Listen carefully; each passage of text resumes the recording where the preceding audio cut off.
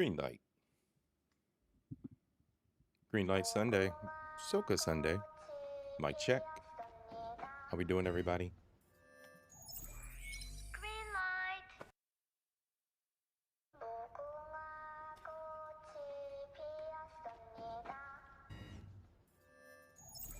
Green light. All right, mic is good. Everything good. Sorry about the 15-minute delay. 3 p.m. is usually our kickoff time. 3:15 today. Green light. All passengers, please fasten your seatbelts. It's going to be kind of a chill SOCA Sunday today. We got some history. Green light. Building on last week. And the history from last week of the Caribbean. This week, we going into some piracy. We'll talk about the Pirates of the Caribbean. Talking about what those colonizers did in the Caribbean and how things evolved. So again, welcome everybody to SOCA Sunday. I see you out there, A-Team. I see you, Chels. Y'all were the first in the door. I'm sorry, Reaper also walked in. For the montage today, we are examining the culture behind Carnival. So like I said, it's a little more of a mellow note today, a little more building on history, a little more of the perspective of Carnival from the outside point of view, right?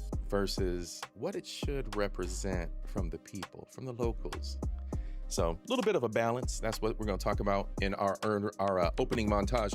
But as always, red light, green light. We're going to open with Squid Ting. That's my baby. Let's go.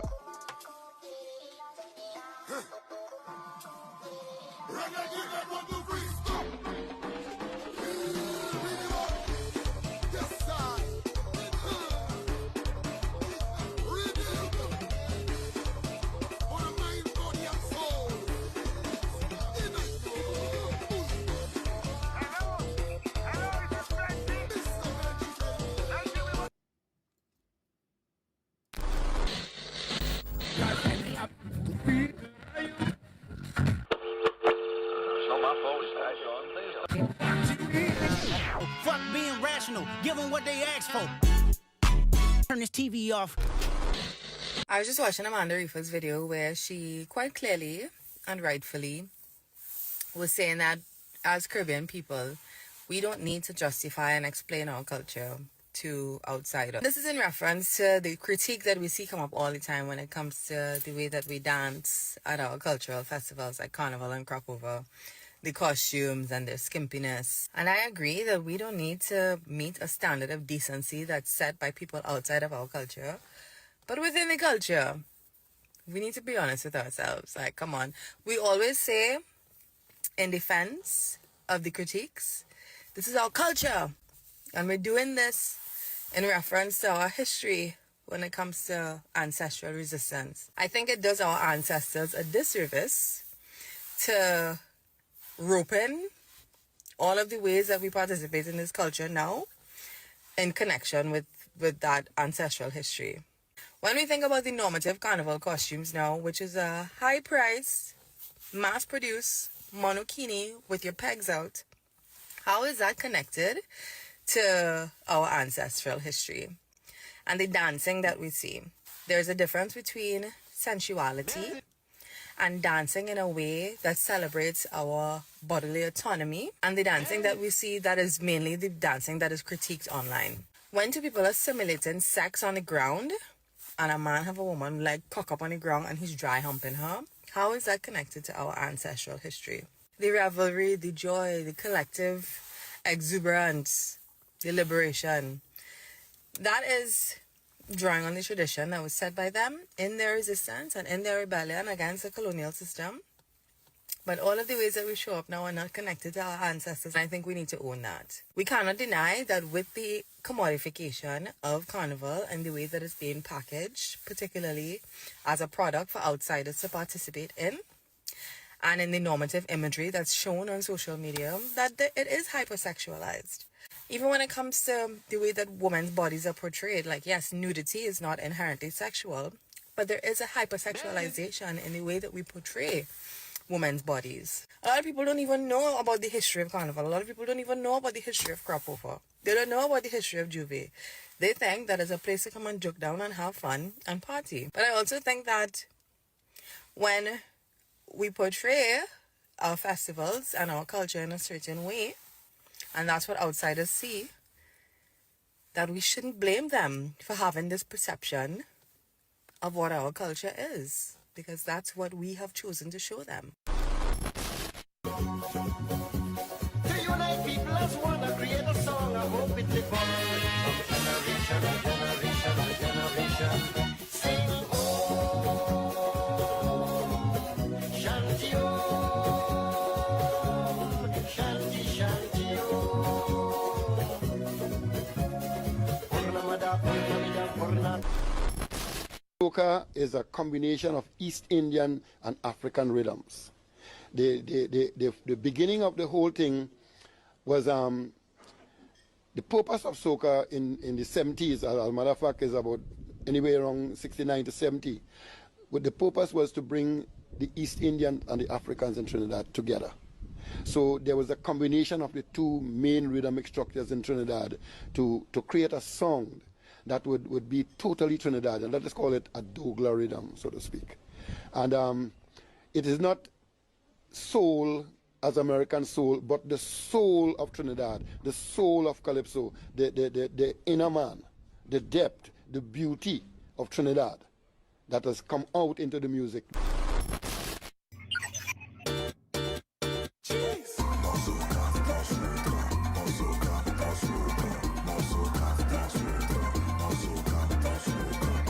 When the party start to swing, we gon' mash up everything. Tell the DJ start to play what we want.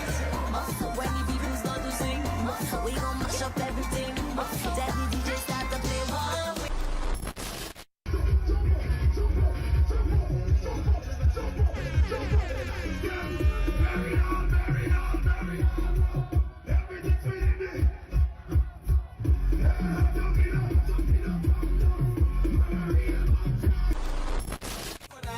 Morning, noon, and night, the same refrain. They wrong for that. They bad talking revelers again. They wrong for that. Hypocrites and bad-minded people. They wrong for that. Say you know carnival is evil. They wrong for that. They need to stop that. They must stop that. Why they so evil? They must stop that. Yo, welcome everybody. Saka, Fete, salutations and salute to everybody. What's up, my beautiful people? How y'all doing today? Happy Sunday, happy Soca Sunday. We in here. So check it out, y'all. Who we got? Wolfpack, what's good, my brother? Derek Gaines, what's good? H Mob, I see you, bro. You just snuck in. D-Jen, what's up? I see you. I think I seen, who I see sneak in earlier? I think Reaper snuck in earlier and dropped a comment, but the YouTube nuked his comment. But yo, what's up, y'all? How y'all doing? Chels, what's good, ma? I see you out there. Let me get my, let me fix this right quick. Flip this over to, there we go. All right, all the ladies out there, we got to get the sound drops right for them. Ladies.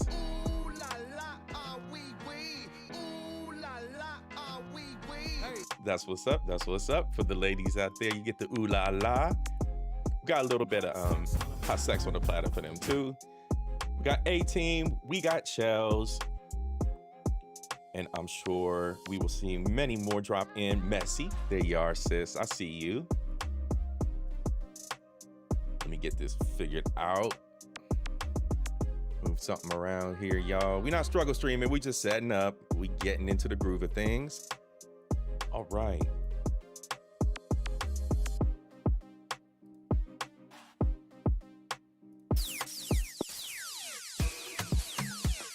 Flip it back to some soca music. Let's get this right. Hey, this is CashApp, Team Empire. Yo, keep the girl them happy, the party night. Hey, one sec. Team Empire. Heat me up. Only you alone could put good. fire back in All the right, soul. y'all. Heat me up. So let's And see. they telling me I should Today leave we're going that to talk fire about alone. piracy. We're going to talk about what Well, the happened more they when tell the me, the more I colonizers hold in hit you close. the coast, hit the I could Caribbean. never let you go. Miss how she What are we looking at? Girl, I coming home, We're now looking I see at you again. All day through The night, Spanish, I the dreaming. French, the Dutch. Miss how she We talked about them. We talked about how the Dutch influenced the slave trade. Smooth, my darling. When outside is pouring rain. We're going to be learning today, y'all. Put on the fire. And then we're just going to listen to some good music and chill, as always. Your boy C.I.P. is sipping on the rum today. And I got some great news for y'all. So check it out. On the week that your boy C.I.P. is going to be out of town, and I'm going to be celebrating my birthday on the water, it's going to be the weekend of Miami Carnival. So your boy C.I.P. is going to be broadcasting SOCA Sunday from Miami Carnival live, y'all. Live. We're going to be doing it live from Miami Carnival. Hey, if y'all can make it down there that weekend, I highly suggest you get down there and party with your boy C.I.P. There may be some special guests showing up that weekend. You never know. You never know. But yo, your boy C.I.P. will be broadcasting live from Miami Carnival. It was just decided. I figured out, you know what? Let's make this happen. And the one who helped influence it is right here with us, Miss Messy Michonne, because she's gonna be on there on that cruise with me. He said, you know what? Let's just make a whole thing of it. It's gonna be some fun. It's gonna be some fun, y'all. Stay tuned. So that weekend, SOCA Sunday is going to be live from Miami. I think we're gonna enjoy that. Let's see what else we got. Other than that, y'all, how's everybody doing today? How's everybody doing? It's time to unwind, y'all. Time to leave all the bullshit and worries behind. Listen to some good tunes. And learn a little something. Learn a little something. Boy, CIP's always got something to share with y'all. All right. Let's get into this. Then we get back to the music, because I'm digging this music. As always, your boy CIP's got some crazy SOCA mix from some corner of the internet. Let me pop that in the chat for y'all. When we go to Twitch and we start doing the Twitch sets, I'll be putting together some really nice playlists, full tracks, not just the mix. Right. So we're gonna rock out to pirates. We're gonna talk about the pirates of the Caribbean, y'all. Well, here we go with the colonizers. Man. Shout out to the French, the Dutch, and the British, and the Spaniards. Y'all just out here wrecking shit. Here we go with the history. She says, please show the cruise karaoke. What do I do with my stream window? There we go. My bad, y'all. Please show the cruise karaoke. Yeah, we'll see what's up with that. If Messi brings the mic, it's going to be a fun time. Plus, they got karaoke on the cruise. I think they got little karaoke booths where you can like set up around a table and just you and your homies in a little booth, and they got their own little karaoke thing. I think. I don't know. There's a lot on that ship, but it's all grown folks, no kids. Shout out to us. We're having some fun, y'all. All right, students. We started out with a little bit of good vibes. Everybody got to sit down. We got to learn. Everybody sit down. You in the back, sit down. Everybody sit down. Okay. All right, here we go. We got to learn a little bit, but it's cool. I promise it's cool. I wouldn't bring this to you if it wasn't kind of cool. He got some cool animations, so it keeps your attention. His voice is kind of monotone, but we'll spice it up in between there. And we got plenty to talk about with the colonizers. And look, where are my folks from the Caribbean? I know I got plenty of y'all out here that are part of the tribe, part of the villagers, part of the invaders, right? Feel free to chime in if you'd like to step up and pull up on the panel, and you are from the Caribbean, you are from St. Lucia, come on up, y'all. Come on up. You're welcome. All right, y'all, let's get into this. Pirates. We often picture those who are active in the Caribbean. It is a little quiet. And early 80s. So let me get a 1 in the chat if you guys can hear it okay. Dressed, armed with cutlasses and pistols, readily seeking out new treasures from aboard their sailing ships, with the Jolly Roger flying from the topmast. Modern media depictions have certainly reinforced this stereotype, but, as we shall explore in this video, the historical truth is somewhat obscured by myth and fantasy. This is the history of the real pirates of the Caribbean. Awesome. The discovery of the Americas by Europeans in the late 15th century paved the way for the exploration and eventual settlement of the continent in the following decades, principally by the Spanish. The founding of these new colonies. Okay, so it's the new colonies. We are looking at this from this channel. This is history. And he takes us through history. He's got a lot of great animations, right? So this is the late 15th century, right? Late 16.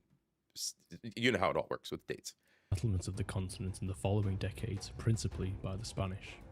The founding of these new colonies led to the establishment of trade and commerce between the Old World and the So New. there's the Spanish with people colonies and in the north. manufactured goods leaving for the Americas and viable raw materials such as tobacco, sugar, gold and silver making the return journey to Europe. You need a hall By pass, the bro. mid-16th century, the political situation in Europe was fractious to say the least. The main superpower at the time was Spain, with her ever-expanding overseas empire and increasing material wealth, only sparing jealousy and animosity amongst their European rivals, particularly from France. The emergence of the Protestant Reformation had also split Europe on religious and sectarian lines, with some nations such as the Netherlands and England choosing to break away from the Catholic faith and oppose the influence of the Pope and ultimately Spain, who were his military enforcers. So we know about the divisions between the breakaway from the Catholic Church. We know that piece of history. So here we go, tying into what happened out on the naval side of things and the exploration side of things, the colonizers, the colonization of the Caribbean. The French, English and Dutch, all being seafaring nations, similarly wanted empires and riches of their own, but these ambitions would inevitably draw them into conflict with Spain. However, rather than continue with the costly and destructive wars in Europe, they spotted the opportunity to attack the more vulnerable Spanish possessions in the New World, notably by robbing their richly laden treasure ships of gold and silver, as well as sacking their strategically important settlements on what became known as the Spanish Main, such as Cartagena, Portobello, and Panama City. What's good, my bro? How you doing? We chilling today. We chilling today, JP. We doing a little bit of history. Shout out to everybody who's here. By the way, everybody go on and hit the like. If you're new, subscribe. If you'd like to come up on the panel, just shout it out in the chat. Your boy will drop the link. No big deal. You want to share some history? Want to talk? That's what we're here for. Otherwise, we just chilling today, bro. We just chilling today. Nice, easy day. Taking it easy. These factors led to the birth of piracy in the Caribbean. Initially, such activities were mostly dominated by French privateers. The distinction between this and illegal piracy being that privateers were sanctioned by the state with a letter of marque, effectively giving them permission to rob and plunder their Spanish targets. In return, they were to provide a percentage of the spoils to the issuer, in this case, the French. So that's a key piece right there. The letter of marque that he just mentioned, that basically gave them free reign to just do whatever the hell they wanted. That's incredible. Just the king says, hey, look, the world is yours. Do whatever the hell you want. To rob and plunder their Spanish targets. In return, they were to provide a percentage of the spoils to the issuer, in this case, the French crown. Privateers such as Jean Fleury, Francois Leclerc, and Jacques Dessour wrought havoc on Spanish settlements and shipping, carrying off a great deal of treasure in the process.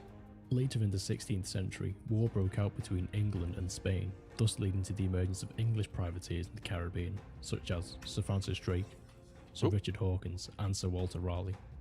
They too shared in the success of their French counterparts. However, with neither nation having a permanent base in the Caribbean at the time, their raids only had a limited impact upon the Spanish, as the privateers eventually had to return to Europe. The Spanish also responded to this new threat by inserting heavily armed escort vessels into their treasure fleet in an effort to deter any further attacks by the privateers. By the early 17th century, Spain still held most of the land in the Caribbean. However, French, English and Dutch colonizers had begun to settle on other islands and began encroaching on the less frequented parts of Spanish territory. Around 1625, a small number of mostly French settlers had begun eking out an existence on the northwestern shores of Hispaniola. In order to sustain themselves, they hunted the local wild animals and smoked their meat over wooden frames in a process known as boucain. This would later give rise to the name buccaneers, literally meaning the ones who smoke meat. This eventually became anglicised to buccaneers, but at this Isn't that crazy? So they ran away. They were forced out, and then because of how they hunted and what they were recognized for, here comes the name Buccaneers. Isn't that crazy, guys? Point, they were We're only learning. really hunters as opposed to outright pirates. In response, the governors of the Spanish dominions ordered raids and attacks on these fledgling settlements to drive off any potential competition and secure the interests of their own settlements from other European powers. As a result, the Buccaneers fled from Hispaniola and relocated to the nearby island of Tortuga instead. Shortly afterwards, in 1629, the islands of St. Kitts and Nevis, which were jointly settled by English and French, came under attack from the Spanish. So even from fictional sources, even from like Disney's Pirates of the Caribbean, how many of these names were popping out as familiar names? I mean, many of us are familiar with the islands and familiar with geography, global geography, but it's just great hearing these the way that they manipulated history and twisted history for the narratives of entertainment value. Drive off any potential And he'll name drop a lot of the actual renowned true pirates of the time as well here as we go along. So enjoy, y'all. Competition and secure the interests of their own settlements from other European powers. As a result, the Buccaneers fled from Hispaniola and relocated to the nearby island of Tortuga instead. Shortly afterwards, in 1629, the islands of St. Kitts and again, they started in the 1490s, right? It started at the 1492. Nevis, which were Columbus jointly sailed the settled ocean by blue. English and French, came under attack from the Spanish.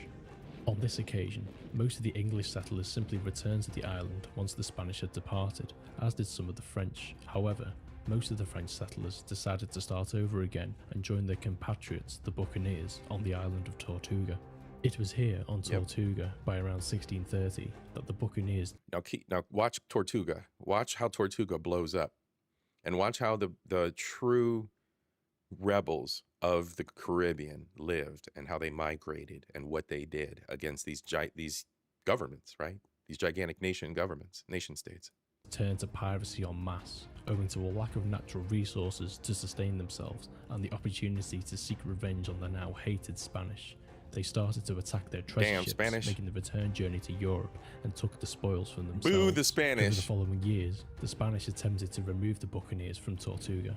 Although they had some initial success, they ultimately failed in the long term as the Buccaneers returned each time and in greater numbers, with more and more French, English and Dutch settlers turning to piracy against the common enemy. I think we get into that. In 1640, yes, I do believe we get into that, Jean JP. Levasseur arrived on Tortuga and set about constructing a fort overlooking the harbour to protect it from future attack. Fort de Rocheur, as it became known, had a large battery of cannon and allowed safe harbour for pirates of all nationalities in return for a small cut of their captured loot. Tortuga then became the first pirate port in the Caribbean. By this time, the Buccaneers had begun to call themselves the Brethren of the Coast and had organised themselves into a loosely formed coalition against the Spanish. Before each raid, they would elect a captain to lead the expedition and then draw up codes of conduct known as articles, which set out the rules and regulations for the duration of their voyage. By the standards of their day, these were fairly democratic and egalitarian in nature, as they allowed for the removal of the captain if he was deemed to be unfit or unpopular. They also laid out how the treasure and plunder was to be distributed, with each pirate receiving a share according to their rank and profession. The captain would receive the largest share, then followed by the important positions such as the surgeon and the carpenter, then lastly the remainder of the crew would receive their shares. The codes of conduct... Could you imagine the wealth that you could amass as a carpenter? Building ships for the entire naval fleet or fleet of pirates? Oh yeah. Even set out how it's all about the trades, gentlemen. For acts of insubordination. These ranged from having pay withdrawn to throughout being history, whipped, depending on the severity of the case. In the most serious instances, for desertion or betrayal, the guilty party would be sentenced to execution or marooned on a desert island with a few basic provisions and left to their fate. The Buccaneers were now becoming too great a threat for the Spanish, so in 1654 they invaded the island, and after a 9-day siege of the fort, the Buccaneers surrendered and were forced to depart from Tortuga. After a brief period of occupation by a Spanish garrison, The fortifications were then pulled down to ensure that if the pirates returned, they could not use it as a base again in the future. Wrong. The pirates did eventually return to Tortuga, however, by 1660 they were mostly made up of Frenchmen and so decided to take control of the island in the name of France. After appointing a new governor, they then decided to construct another fort called Fort Blondel, close to the ruins of the previous Fort de Rocher. This change in demographics on the island was accelerated by the English capturing Jamaica in 1655 and the gradual preference of English pirates to use Port Royal instead of Tortuga. It should be noted though that the pirates did still mix with one another and used both ports irrespective of nationality. Letters of marque were issued against Spanish targets by both the English and French governors of Jamaica and Tortuga respectively. Yep. As Port Royal grew in importance, so did the need to defend it. Fortifications were constructed in 1655, but the governor at the time also extended an invitation to the Brethren of the Coast to come and use the port as a base for their attacks on the Spanish. Initially, Port Royal's activity was mostly dominated by privateers issued with letters of marque. One such privateer was Christopher Mings, whose career is noted for numerous attacks on the settlements of the Spanish Main. However, the pinnacle of his achievements would come in 1663 when he would command the largest buccaneer fleet ever yet assembled and lead a raid on San Francisco in Campeche. Also part of this raid was one of the most famous buccaneers of them all, Henry Morgan. His early career was noted for his successful plundering of Spanish shipping and returning with the spoils to Port Royal. This earned him a good reputation, and in 1667 he was issued with another letter of marque to attack more Spanish ships. However, under this agreement, he was not permitted to attack Spanish settlements. Being well aware of the immense wealth these Spanish settlements possessed, he decided to ignore the details in his letter of marque and instead led a raid on Portobello in 1668, followed by more attacks on Maracaibo and Gibraltar later in the year and into 1669. He was gangster. Then, in 1671, he conducted the largest raid of his career by attacking Panama, earning him a vast fortune in the process and later a knighthood from King Charles II of England. Other famous pirates of the buccaneering age were John Coxon, Bartholomew Sharp and John Sawkins, who, in 1680, launched what would become one of the greatest pirate raids of all time, known as the Pacific Adventure. First, they sailed to the Gulf of Darien, then marched across the Darien Gap and allied themselves with the local Indian tribes to attack a nearby Spanish fort. They then sailed across to Panama, attacking a Spanish fleet at anchor in the harbour and capturing a number of the vessels before ransoming the city. Finally, they then sailed all the way back to the Caribbean via Cape Horn. As a result of these raids, Port Royal became one of the most prosperous settlements in the Caribbean, resulting in a population of around 6,500 by 1692. This not only attracted pirates and privateers, but also merchants and artisans, as well as an ever-growing number of prostitutes and tavern keepers keen to make the pirates part with their plentiful treasure. In fact, Port Royal became widely known for its debauchery. A contemporary of the time wrote that wine and women drained their wealth to such a degree that some of them became reduced to beggary. They have been known to spend 2,000 or 3,000 pieces of 8 in one night, and one gave a strumpet 500. Nothing's changed, huh, y'all? Check it out. Strumpet's been winning forever. This is the 1680s. Wine and women drained their wealth to such a degree that some of them became reduced to beggary. Sims. Shout out to the Sims. Y'all been doing it for centuries. To see her naked. They used to buy a pipe of wine, place it in the street and oblige everyone that passed to drink. All this was brought to an abrupt end on the 7th of June 1692. Tricking for that pirate booty. An earthquake struck Port Royal and destroyed much of the northern half of the town, yeah, bro. sinking it History beneath the full waves. circle. Although efforts to rebuild were made, the town never fully recovered. Even before this, Port Royal had begun to transition away from its predominantly privateer-based economy to that of the slave trade and the plantation crops such as sugarcane. Anti-piracy laws were even introduced to turn the buccaneers away, so much so that Port Royal went from a pirate utopia to becoming the site where many of them were to be later executed. Hey, sweetheart, how are you, Sheila? We're almost through this one. We're about halfway through, so we're near the end of piracy right now. So now it's entering the slave trade, the heavy slave trade economy is kicking in at this point. Executed. The decline of what was known as buccaneering towards the end of the 17th century sugarcane. had many reasons. Firstly, peace with Spain meant that fewer letters of marque were issued, and subsequently there were fewer Actually, I'm going to legitimate rewind targets. this back some, you guys. Take it back a minute or so here, right? Okay, so, pardon me. So we had the Port Royal, where all the debauchery and where it became the biggest center of commerce for piracy. And then, I don't know if you guys caught it or not, but a tsunami wiped out Port Royal. There was an earthquake. So When a devastating earthquake struck Port Royal and destroyed much of the northern half of the town, sinking it beneath the waves. Although efforts to rebuild were made, the town never fully recovered. Even before this, Port Royal had begun to transition away from its predominantly privateer-based economy to that of the slave trade and the plantation crops such as sugarcane. Anti-piracy laws were even introduced to turn the buccaneers away, so much so that Port Royal went from a pirate utopia to becoming the site where many of them were to be later executed. The decline of what was known as buccaneering towards the end of the 17th century had many reasons. Firstly, peace with Spain. So end of the 17th century, into the 1600s. That's how that works, right? Meant that fewer letters of 1680s, marque were 1690s. issued, and subsequently there were fewer legitimate targets to plunder. Secondly, frequent infighting and disagreements amongst the English, French and Dutch pirates eventually caused them to fragment into their respective nationalities. Right. That's key right there. Because the English, the French, and the Dutch were at each other's throats so much. There was war between the three. For instance, the island of St. Lucia went through a battle between the English and French 14 times, 14 years of battle, 7 years of possession by one country, 7 years of possession by the other.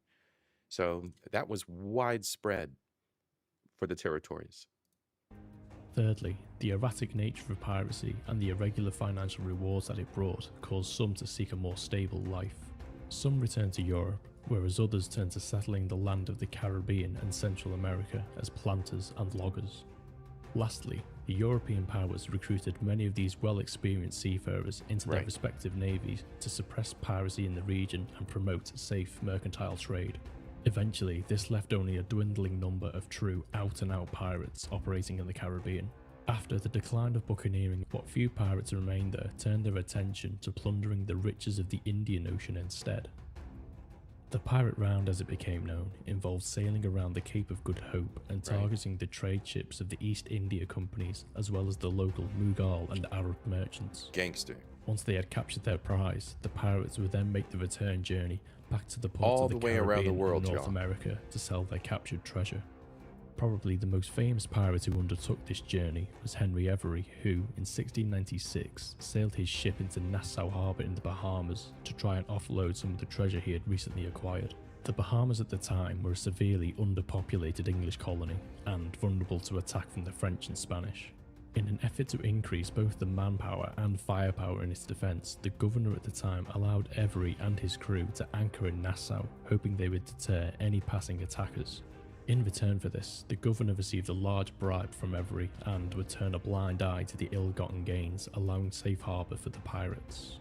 Although Every only stayed in Nassau for a short period of time, it did establish the port as a credible base for future pirate operations. The outbreak of the War of the Spanish Succession in 1701 resulted in many of Nassau's settlers fleeing due to the ever-increasing attacks by the French and Spanish. At the same time, however, more and more English privateers began to use Nassau as a base of operations, and they soon outnumbered the mere 100 or so settlers that remained on the island. By 1714, the war had come to an end, and so had the legitimate targeting of enemy shipping for the English privateers. Now, devoid of any possible income and lacking employment opportunities elsewhere, many stuck to what they already knew of seafaring and simply turned to piracy, continuing to use Nassau as their home port. They then established what would become known as the Pirate Republic, a loose confederation of pirate captains, crews and ships, which were governed by codes of conduct not too dissimilar from those of their buccaneer predecessors some 60 years earlier. Pirates and other... Now, let's not forget this is 1701, so we're in the early 1800s. Slave trade is real big. Guess who can escape and get freed? And guess who can get their own ships And guess who were pirates too? So you had the Dutch, the French, the English, and the Africans. Let's go. The out-of-work privateers flocked to Nassau from across the Caribbean and American colonies and effectively took control of the island. Their numbers were also swelled by scores of demobilised sailors from European navies, as well as merchant mariners looking to escape the terrible pay and brutal conditions on board trading ships. Similarly, many escaped slaves and black Boom. sailors were also drawn to the freedom and egalitarian spirit that the pirate republic offered. So much so that of the estimated 5,000 pirates active in the Caribbean between 1715 and 1725, it is said that almost 1 in 3 were of African heritage. The pirate republic, Black Couch, with its how are democratically you, elected brother? leaders, equitably distributed plunder, and lax societal rules, proved immensely attractive to many seafarers of the day who would otherwise have been paid very little for their hard and dangerous work. Perhaps this is best summed up by the words of pirate captain Bartholomew Roberts. In an honest service, there is thin commons, low wages, and hard labour. In this, plenty and satiety, pleasure and ease, liberty and power. And who would not balance creditor on this side when all the hazard that is run for it, at worst, is only a sour look or two at choking? No, a merry life and a short one shall be my motto. Pause right there, y'all. Look at this. Come on now. Does this not sound like full circle all over again, right, Reaper? Full circle all over again, bro. The life that we live in today's world. No different. In an honest service, there is thin commons, right? Low wages and hard labor. In this plenty and satiety, the pleasure and ease, liberty and power, and who would not balance creditor on this side when all the hazard that is run for it? Yeah, why you gonna bust your ass? Bust your ass for life. No. A merry life and a short one shall be my motto. Hey, learn something every day, y'all. Evolve, but hell, have fun, I guess. Let's go.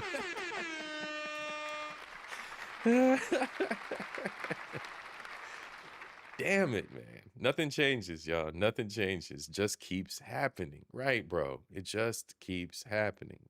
It's humanity, man. It's humanity.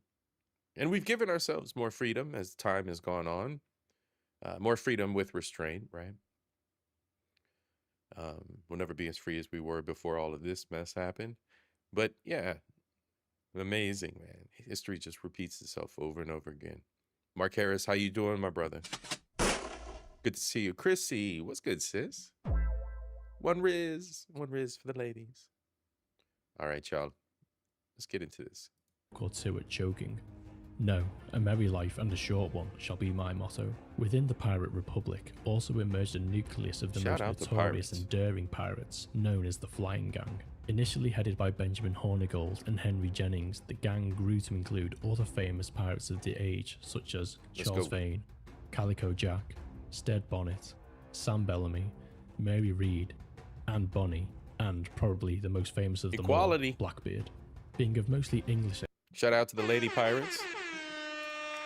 Check it out. Y'all been bitching and complaining in the 2000s. Y'all was always equal. Extraction. The pirates were at first prone to patriotic favour and remained loyal to their own cause by only targeting French and Spanish ships. However, the increasing amount of British-flagged merchant vessels traversing the shipping lanes of the Caribbean eventually proved too great a temptation for the pirates. Some crews even complained to their captains in frustration that they were passing up too many easy targets. Eventually, trading vessels of all nationalities were considered fair game and the pirates plundered with impunity. This increase in piracy did not go unnoticed amongst the colonial governors of the Caribbean, nor their representative governments back in Europe. The threat to merchant shipping, in particular that of the now lucrative slave trade, was too great to allow. See, told you guys, we're in the heat of the slave trade. And the French, the French, the British, and the Dutch just can't get along. They can't figure it the fuck out. Constant wars. They got wars going on over there, reflecting what's going on over here in the Caribbean. In the meantime, they're funding it using slavery, the gold, the riches, everything that they're plundering, right? Yep. That they were passing up too many easy targets. I really do like the little animations, though. It helps because I told you guys his voice is dry, but we're getting to the subject matter here. Eventually, Shout out to trading y'all for vessels hanging of all out. nationalities were considered fair game and the pirates plundered with impunity. This increase in piracy did not go unnoticed amongst the colonial governors of the Caribbean, nor their representative Damn governments back in colonizers. Europe. The threat to merchant shipping, in particular that of the now lucrative slave trade, was too great to allow piracy to go unchecked. In 1717, King Can you imagine a group of pirates that see the slave ships coming by and are fucking taking them down and freeing the slaves? Let's go, y'all. Tell me it wasn't happening. Tell me it wasn't happening. George I of Great Britain issued a proclamation granting clemency to pirates if they turned themselves in and swore never to take up arms again.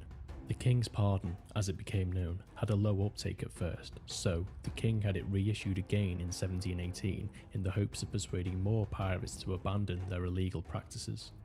In addition to this, King George also appointed Woodes Rogers as the new Royal Governor of the Bahamas in order to subdue the pirates of Nassau and reinstate official British control over the territory. Upon his arrival in Nassau Harbour in July 1718, Rogers managed to blockade the port, trapping the notorious pirate captain Charles Vane inside it. Unfortunately for Rogers, Vane managed to escape and threatened to return to the port alongside Blackbeard and retake the settlement in the name of the Pirate Republic. They're gonna come back. The remaining pirates in Nassau were granted the King's pardon by Rogers, and he then set about rebuilding the island's fortifications to deter any future attacks, not only from the pirates, but also from the Spanish vessels whom Britain was now at war with. This proved more difficult than anticipated for Rogers, as the local inhabitants of Nassau were so unaccustomed to any form of authority that they simply refused to work for him in the rebuilding of the fortifications. We're not having it. Being unable to deal with both the unruly locals and the threat of attack at the same time, Rogers delegated the responsibility of subduing the pirates by employing pirate hunters. Often, these were ex-pirates who had taken the King's pardon and were keen to reap the handsome financial rewards. Oh, of hunting hell down their old no. acquaintances. Hell no. So he turned pirates against pirates? Responsibility of subduing the pirates by employing pirate hunters. Damn. Often, these were ex-pirates who had taken the King's pardon and were keen to reap the handsome financial rewards. Oh wait, didn't we see that in one of the Pirates of the Caribbean when they turned what's his name? Jeremy Irons. When Jeremy Irons turned whatever his name was.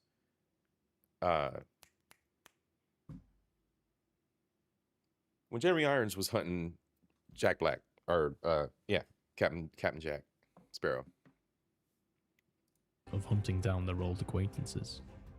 As was the case They with turned him Benjamin against him. Hornigold, one of the original founders of the Pirate Republic, now on the payroll of the governor. Hornigold attempted to bring in both Charles Vane and Blackbeard, but they were able to evade his efforts, with only a number of their associates being captured instead. Gradually though, one by one, the pirates were hunted down, captured, and executed. Man. Stead Bonnet was captured and sentenced to hang in Charlestown, South Carolina in 1718. Many were hanged in the once famed pirate utopia of Port Royal, such as Calico Jack in 1720 and even Charles Vane, whose luck ran out in 1721. After their execution, the bodies were then hung in chains and gibbeted on small islands as warnings for passing would-be pirates. Some, however, fought on to the bitter end, rather than face the gallows, like Blackbeard, who was killed in combat by a pirate hunter in 1718. Between 1716 and 1726, approximately 500 pirates were executed. This was... Man, they're just going at them. And it's the colonial governments, right, Lando Mando? In school, they teach you the history is very black and white, but as you begin to study history, you understand that it's very complicated. And this episode was awesome. This was awesome. We will continue. I will definitely continue with pieces of history from the Caribbean. Definitely. Now, Mark, what is the influence of the Moors in the Caribbean? That's something that I'm not familiar with at all. But please do tell, please help. Help me with that piece, and we will do it, bro. By all means, absolutely. Because this area is so affluent with all of the different economies and everything that came through here throughout the centuries, as we're seeing now, I mean, there's just no telling who's crossed this territory. Yeah, we're almost at the end here, so let's wrap this up.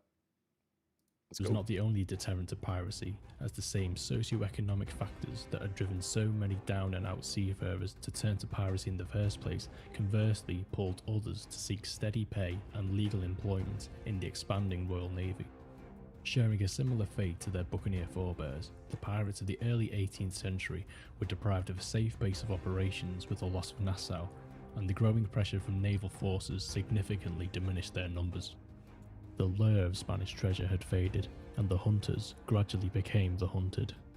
By the end of 1721, piracy in the Caribbean had been dramatically suppressed. The legacy of these pirates lives on in our modern-day media depictions, but this is often marred by our own misconceptions and stereotypes. For example, there is no historical evidence to support the idea that pirates talked in a particular way, nor that they made anyone walk the plank.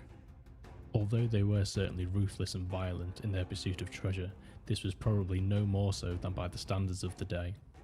Perhaps then, we should best remember the pirates for their behaviour with one another, enshrined in their codes of conduct. Being based on a fair and democratic system that allowed all to share in the rewards of plunder regardless of an individual's social background. It is this egalitarian spirit which, in many ways, is not too dissimilar from our own modern-day ideals of justice, liberty and opportunity. That should be the legacy of the real Pirates of the Caribbean.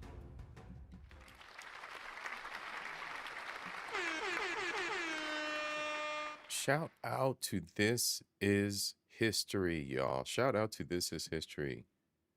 I told you, his voice is very monotone and very clinical, right? But the content that he has is tremendous. And it's got a great view of history. So here, I'm going to drop the link as always.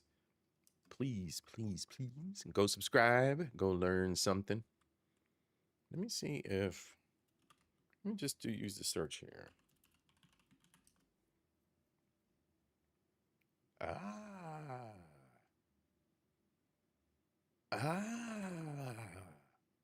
You guys.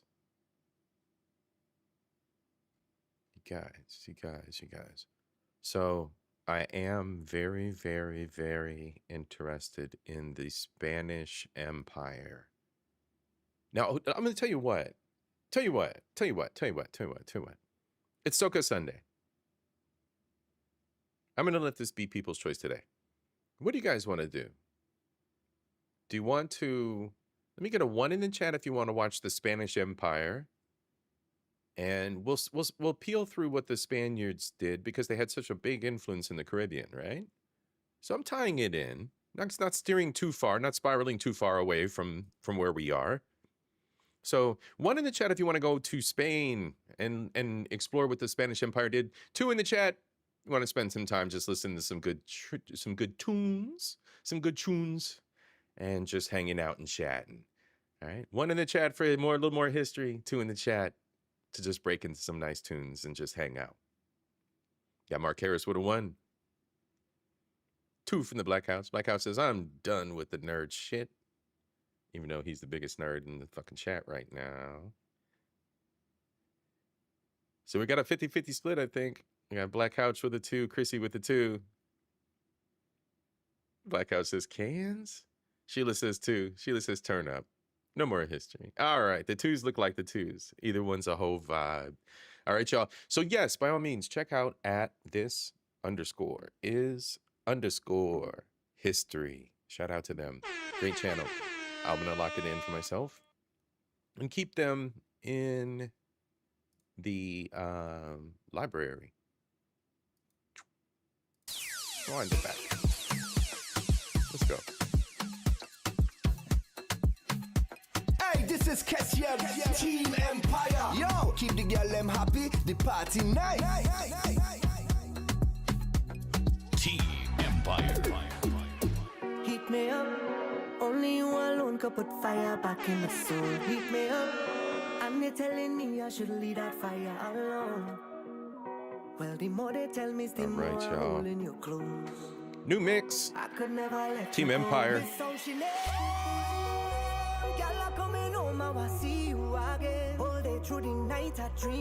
Your boy C.I.P. worked out today. My arms feel like jello. I ain't dancing much at all, but I'll sit here and bop with y'all and chat. Feel like my arms are gonna fall off.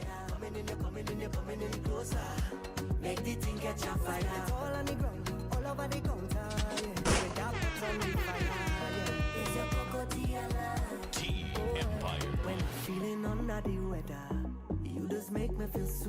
What's everybody up to today? Chrissy working out at 6 p.m.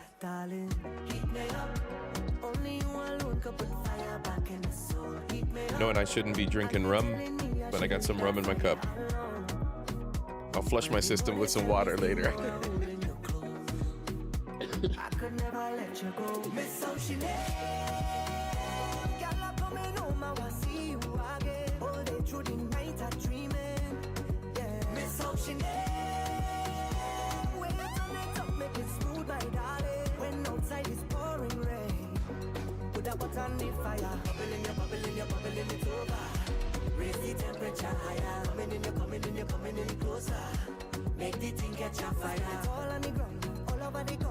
Hey, this is CashApp, Team Empire. Yo, keep the girl them happy. The party night. That what she like.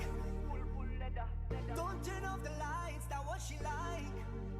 Can't believe a sweet girl like you. So, as mentioned in the opener, ladies and gents, your boy CIP is going to be in Miami for SOCA Sunday on the weekend of Miami Carnival.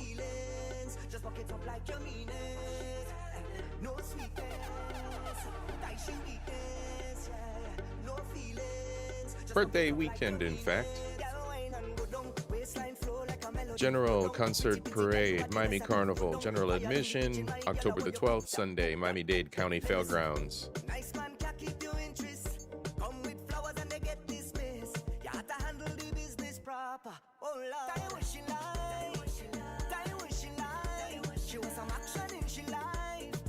So I'll be getting off the cruise, hanging out in Miami for the weekend, down at the fairgrounds. General admission, $55. Get your ass there, invaders. Let's hang out. Gonna be streaming live. This boy's gonna be ended up doing, I think. Look for me. Jump in, jump up, have some fun. Now, what's crazy? Let me see something. Yeah, that's the General Parade. It's gonna be at the fairgrounds. All right. Now, Juve. Juve is gonna be insane. That's where you have the paint and powder parties.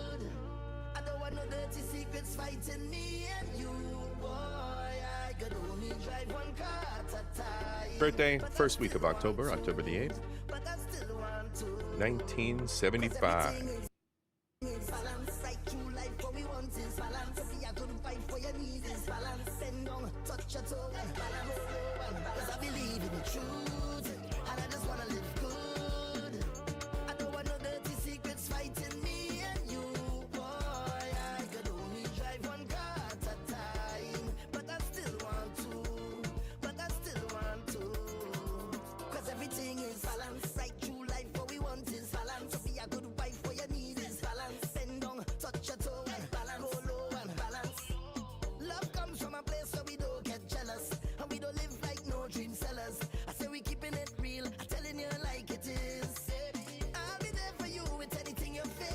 So they do, it looks like they do a steel pan.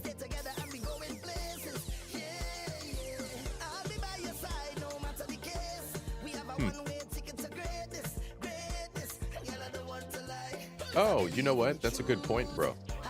Yeah, Mark.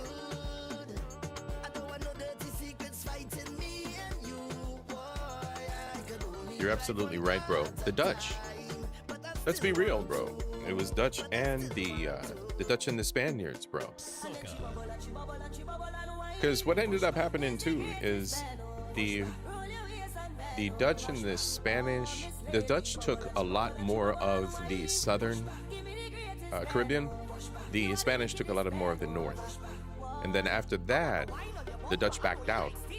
because the French and the Spanish and the British were just up to too much bullshit. The Dutch said, you know what, we're better off just making money on the back end and letting these assholes fight. And that's where all the rest of the shit happened, as we saw. And you saw the Dutch, freelancers coming in and out, but they were just tail end traders and slavers. But absolutely, bro, the Spaniards were some bastards. Shout out Spain. Your history sucks, just like Germany and all of ours. Everybody's history sucks. Wonder how the Spaniards bury their history.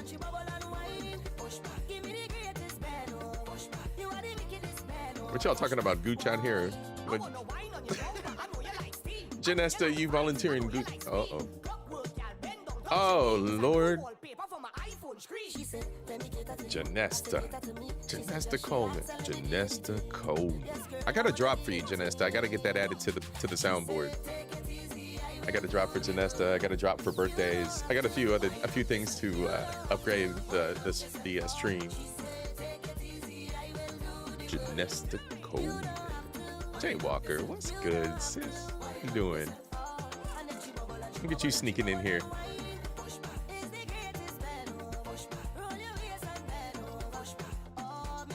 All right, so yes, your boy C.I.P. is going to be live from Miami Carnival. I can't keep secrets when it comes to fun shit like this. So y'all need to know that, because it's going to be. I mean, look what's happening. SOCA Sunday's just getting better and better and better and better. It's just going to happen that way. And of course, it's because of y'all. Y'all are here. Y'all make this happen. All right, so your boy turned around. Check this out, you guys. So these are some of the best restaurants of all the ships when you go on cruises and whatnot. So if you think about taking a cruise and you're a foodie, you really might want to think about Virgin Cruise Lines. Also, if you don't have kids, fuck them kids. Shout out to the parents, but those of us without kids, the unicorns in the crowd, fuck them kids.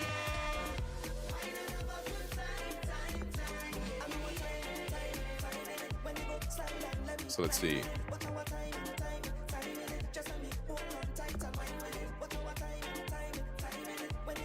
All right, the Wake.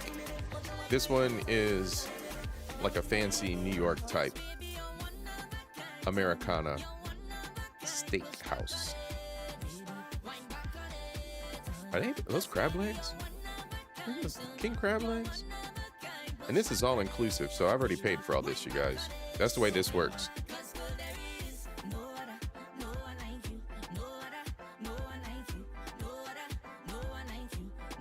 Spain has a lot of Moorish history there. So Mark, now you're starting to spark my curiosities, brother. You're really starting to spark my curiosities about the Spanish history and how that ties into their influence in the Caribbean. And I guess the heat of it would be through the 17th century, right? The 1600s. Or the late 1600s. Maybe the late 1600s would be when it would all have kicked off. And we know how humans are. It would have been popular and they would have been jumping out there. So that's a good one, bro. You really got my curiosity going on that. That's for sure.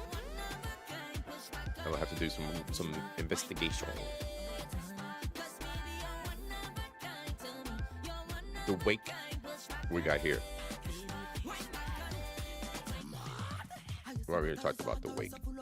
Razzle Dazzle, vegans, Americana vegans, hamburgers and fake hamburgers and fake food.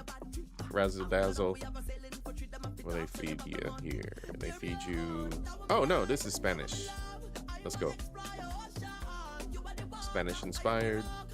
Pink agave, Mexican inspired, extra virgin, Italian inspired, gunbei, Korean inspired. We're definitely going. I'm going here for my birthday. Going to the Korean barbecue spot for my birthday. Because then you got the big table with people hanging out. Everybody's drinking soju. Everybody's getting fucked up. Perfect. Perfect.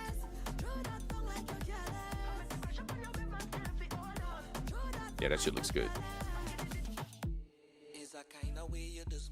Hey, this is CashApp, Empire. Yo, keep the girl them happy. The party night. She full of vibe and of energy. She pushing it right back. Awesome. What else they got? Test kitchen. You guys know those places where they like feed you like air? They give you like, here's a bowl of air and it's flavored with a lemon. And that's what they do here at this place. See, look at that. What is that?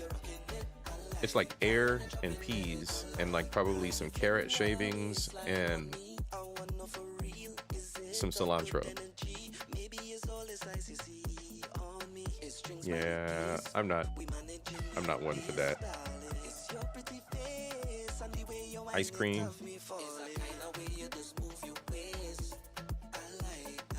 What you talking about? What you talking about? My daughter will be 21, August 28th. Does that count?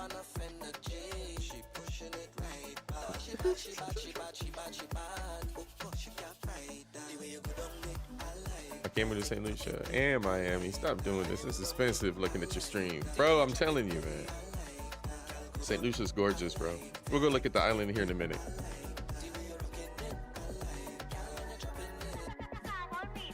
So let's see. What's this next one? Ice cream spot, the dock house. So there's like other spots on the boat too, right? So this is all on the boat.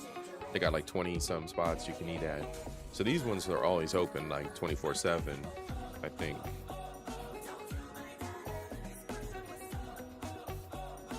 Why do they keep showing two women together? Where's the men and women together? Destruction of the nuclear family. All right, here's Red Night. So they do a Red Night where everybody dresses up in red. You can go fancy, you can go chill. Your boy C.I.P. going probably dress up a little bit, have some fun. Wear my birthday suit on my birthday. I mean, no, never mind. Shout out to me. I'll confess these feelings. Are you listening? She said never again. Says never again. Can't take all the pain. Oh, hold up. Okay, so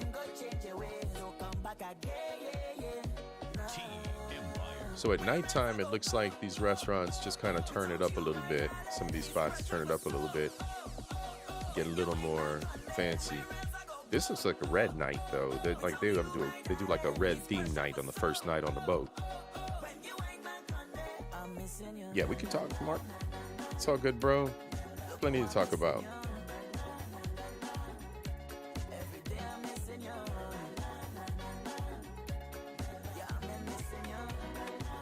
And Chel's out here talking about you get all the ice cream on the cruise. Where's the ice cream spot at?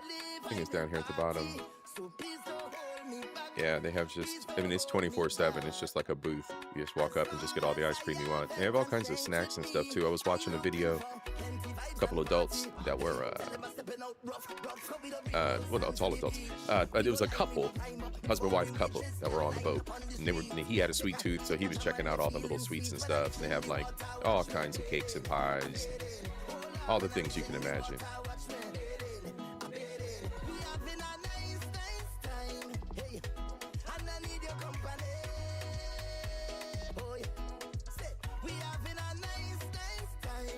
Oh yeah, that's gonna be fun. That's the spot I picked on my birthday.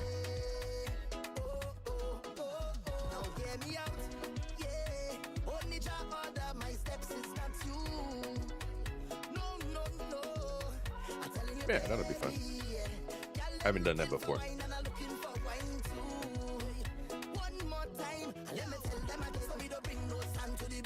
Yeah, there's gonna be some good experiences that I have not had before. Yeah, absolutely, Janesta.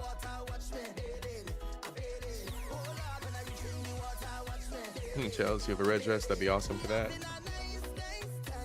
Get your ticket, girl.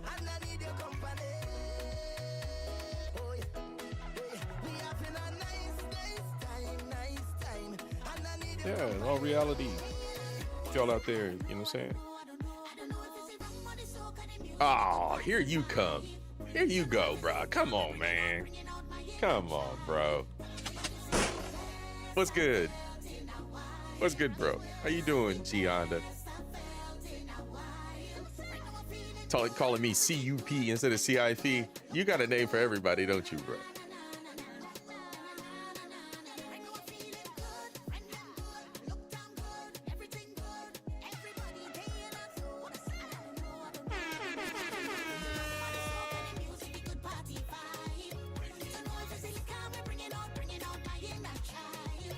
He said I can't do both, so if I do, I need a lot of liquor. That's funny. You're not the second person I heard to say that, actually. I think it was Miss 12 Veil said that as well. How you doing, bro? Salute to you, sir.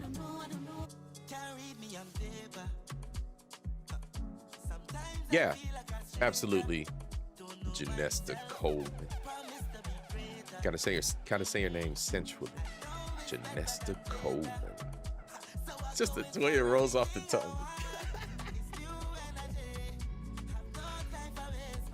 Yes, ma'am.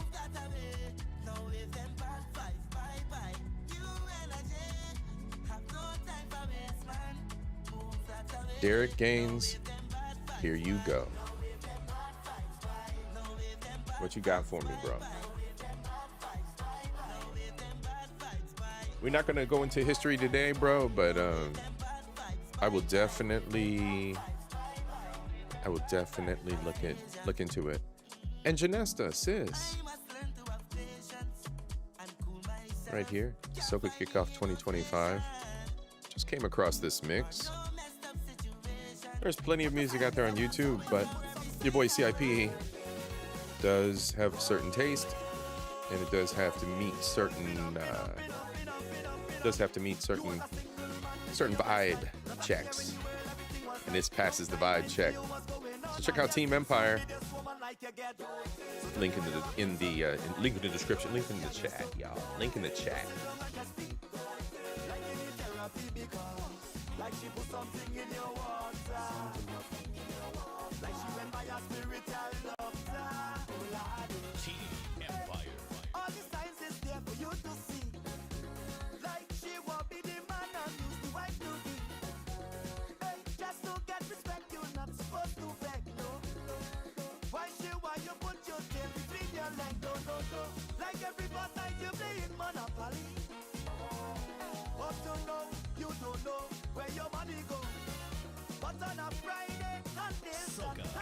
So you know what, Derek? I'm gonna investigate that, man, on my spare time, and bring that to another SOCA Sunday episode. We're gonna hit Spain. We're gonna hit Spaniards first. Then we're gonna hit up what's going on with the Moors and see what other influences we have in the Caribbean, bro. Mark and Derek, thank you for bringing that one up, though. Y'all gonna make me do some fucking research. Damn nerds. Shout out to the nerds. Nerd gang gang. I got enough to look up in my life and research. Here y'all go giving me more. For the love of the podcast, for the love of y'all.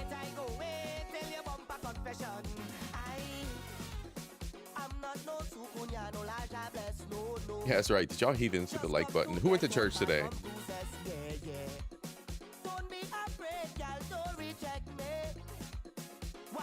He said liquor to get me on the boat. Then I'm gonna be in my happy place eating ice cream. Bro, gonna be at the ice cream bar with Chels fighting over flavors. Derek says he has nothing but time on his hands. He will help with research. Derek Gaines, you do know my email address, bro. cultureinvasionpc@gmail.com. Please feel free to shoot me links to shows or to content, and then also too, you got my DM, etc., etc. Hit it, brother. Yeah, fighting over flavors is crazy. Yeah, yes, y'all see Carnival, everybody's twerking over on Virgin. Y'all gonna be over here fighting over ice cream.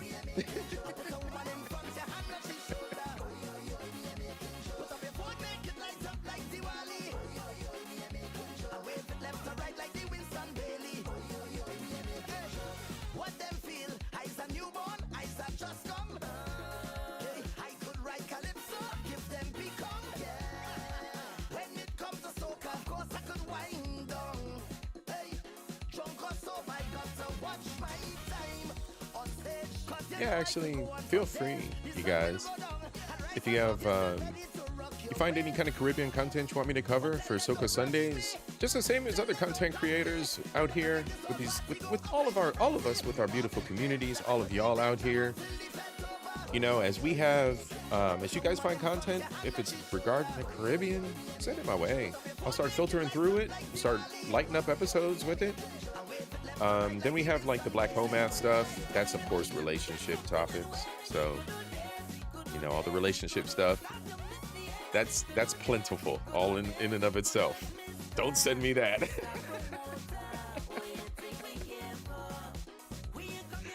And then of course nerd stuff, the AI stuff. I'm all over it, but still, if you find things, feel free to send me links. You said you found some things, books on Black culture, but the way out of price range in the thousands. We can always research, Derek. Things like that we can research. We can see if there's maybe transcripts or maybe Cliffs Notes type breakdowns and synopsis of the writings. And then we can, you know, do our research from there. There's nothing wrong with doing some Cliff Notes research and using that as bolstering, like making an idea a little more solid because you have more pieces of the proof, right?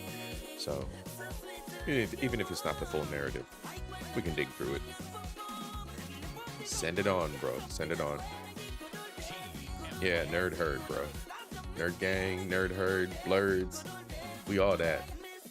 We all that.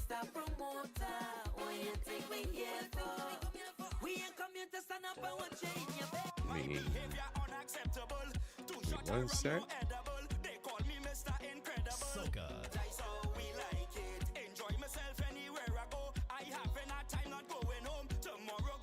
Chat amongst yourselves while we just chilling, y'all. If you're just popping in, you cloud watching, welcome to SOCA Sunday, y'all. Hit that like and subscribe. It's all about the vibes. It's all about just hanging out, kicking it, chilling. A little bit of history, a little bit of philosophy, a little bit of knowledge, culture, knowledge, and entertainment.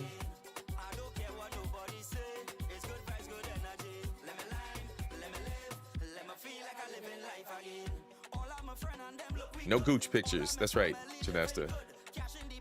Only content. No gooch pictures. Only contributions to help.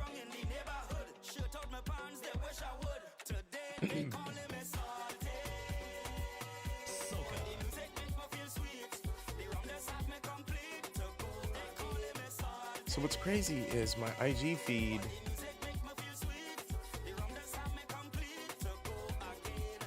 has gotten a little bit dignified. As right as I say that, then it's carnival somewhere.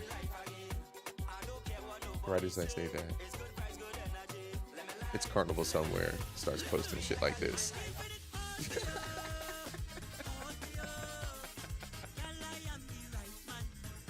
Exactly after I said that, I start scrolling through. Boom, that's what we get. Oh, hell no. Who put that braid? Oh, no. Y'all, this isn't supposed to be happening right now. Oh, no. Get your laugh on, y'all. Hold on. Get your laugh on. Who did that to this woman? Oh, hell no. Hell no. Hell no. I'm done.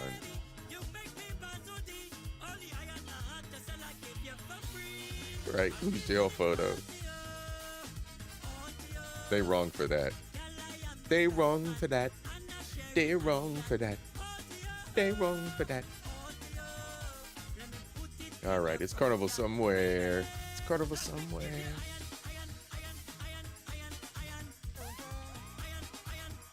Black Couch, you know you were gonna save her.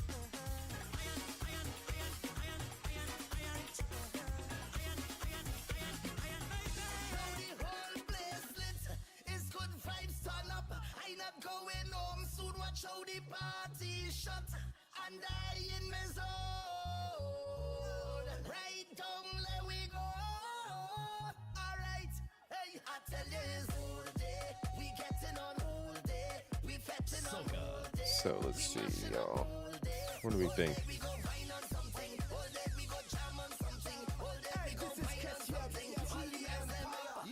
Miami, October.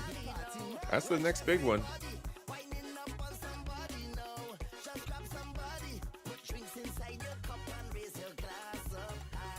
Be right back.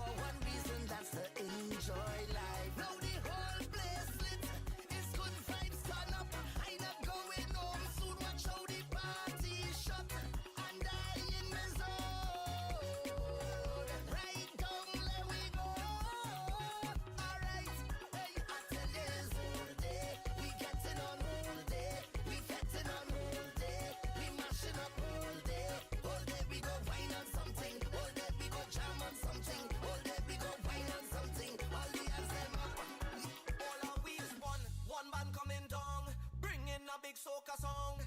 We come to shake the ground. People jumping up and down. All them SOCA artists on the inside. This is paradise. If you hear them ballin', all you look the band come in, the band come in, the band come in, the band come in. I'm telling you, hurry, hurry, hurry up and come. I'm telling you, hurry, hurry. Oh wow, Derek. All you start to run. All you look the band come in, the band. All right. I'll look into it there, Gaines. Thank you, brother.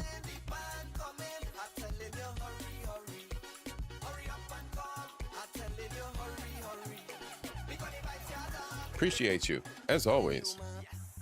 That in carry people, that in the lime, panorama if she able, that in Skinner Park. You're only telling people when you see me in the media with that. I think we've figured it out for the rest of this year, you guys. We're just gonna hang out and do Miami, do the birthday celebration then, and then we have New Year's, right? The holidays, we have New Year's.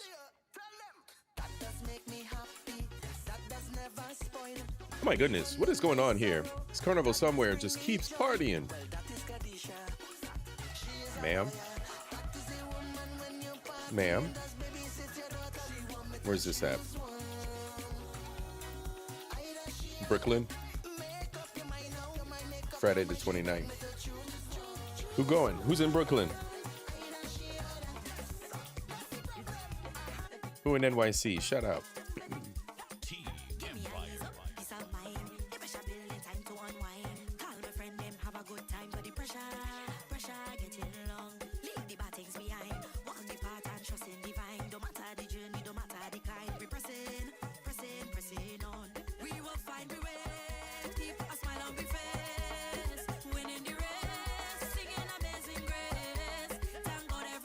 Good to see you going.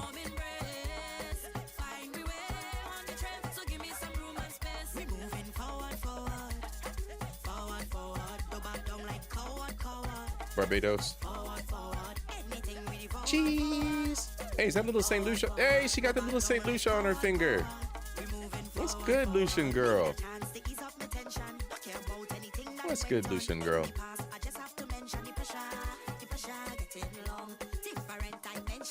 They doing things. Check out the makeup, y'all. Ladies, get your makeup right.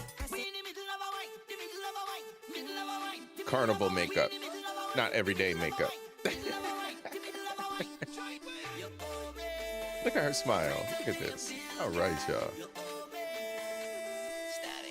Cheese. Back to her again. Lucian girl. Always got to be the silliest.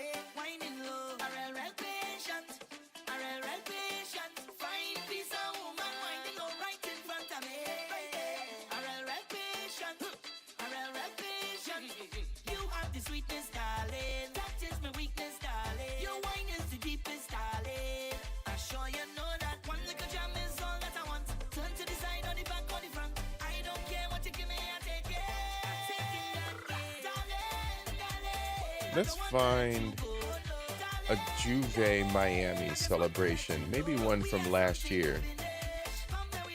It's carnival somewhere. Lord of mercy.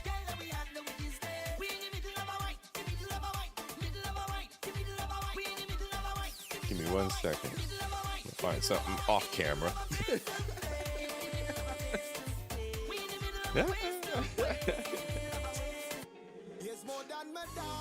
Oh, shit. Islanders don't know how to behave. And I love you bad, but I'm not afraid to say that. Cause it's my fetting family. Don't trouble me fetting family. If they trouble you, they trouble me. My fetting family. Anyway they see you, they bound to see me. This is CashApp. Islanders always with the bad behavior. And yo, shout out Cuzzo Trin. Where you at, Cuzzo? I know you're not feeling so good, under the weather. I hope you're feeling better, bro. Get well. Get you some ginger tea with some turmeric, bro.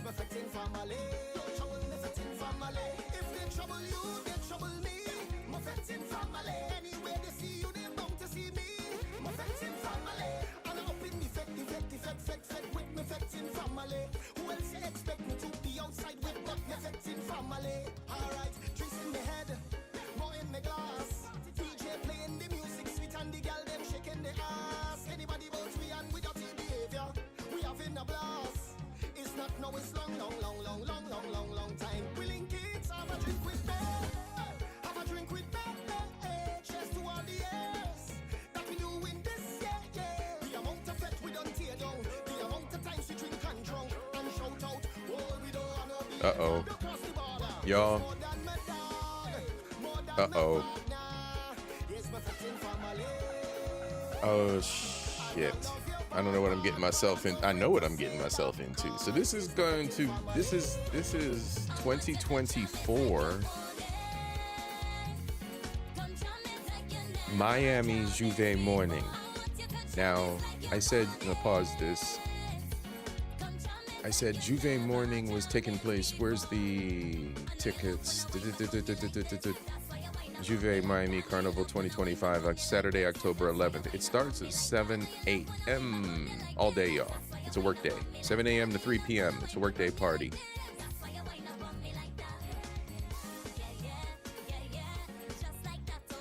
Yeah.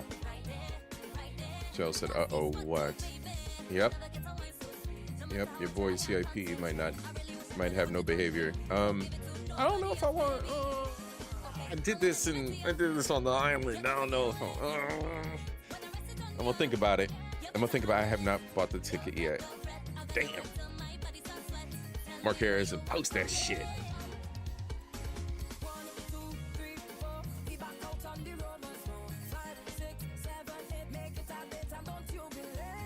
All right, let's see what this character did. I am Stefan did while he was at Miami Juve. We all young folks, you know they all out here acting a fucking fool.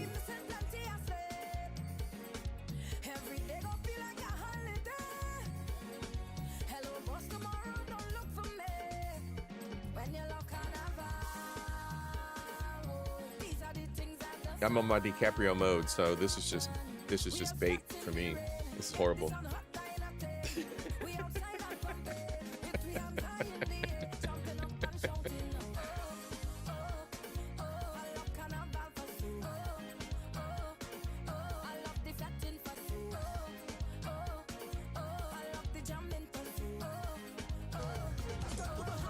All right.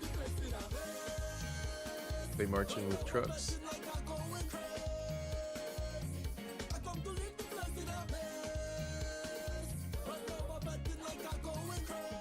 Janesta, sis, you have a good afternoon. Thank you so much for being here.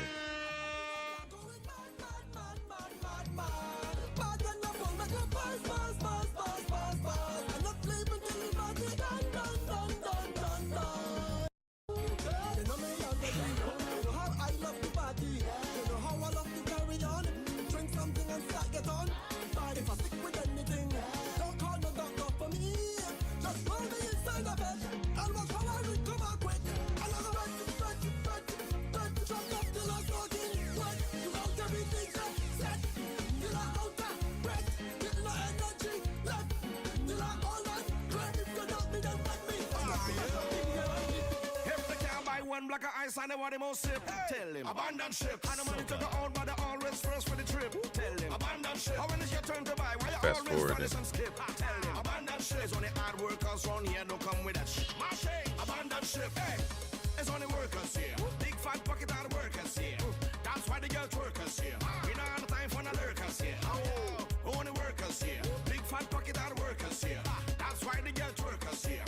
no time for no lurkers here. No work, no reward. Don't you listen to the word of God. The Lord will help those who help themselves. And right now you move like a rotted fraud. All right, observation. Of all the big flags,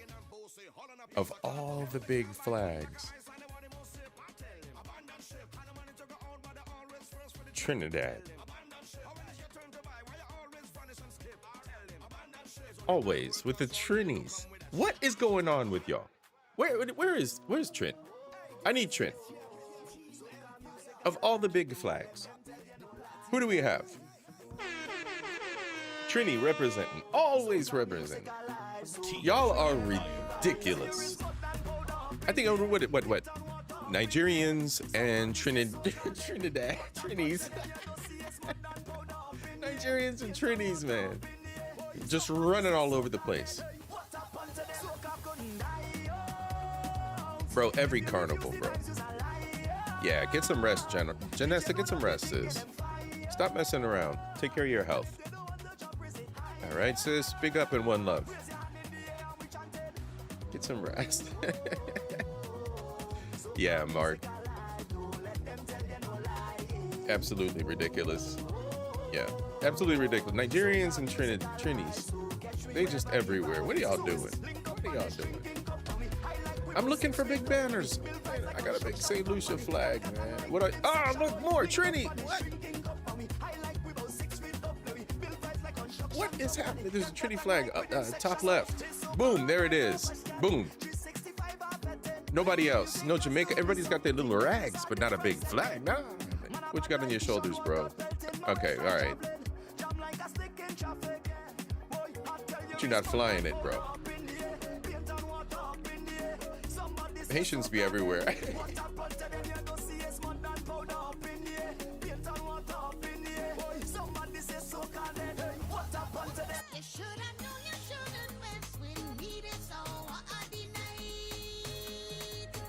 So Miami be getting turned like St. Lucia, huh? Everybody just kicking it.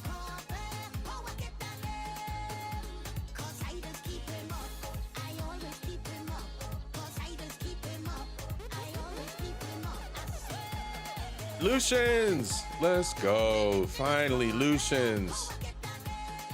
Let's go. This little baby Jamaica flag.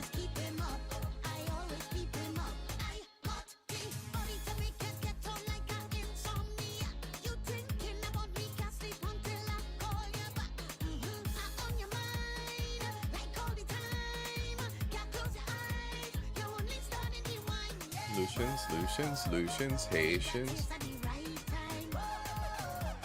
Jamaicans, Martinique,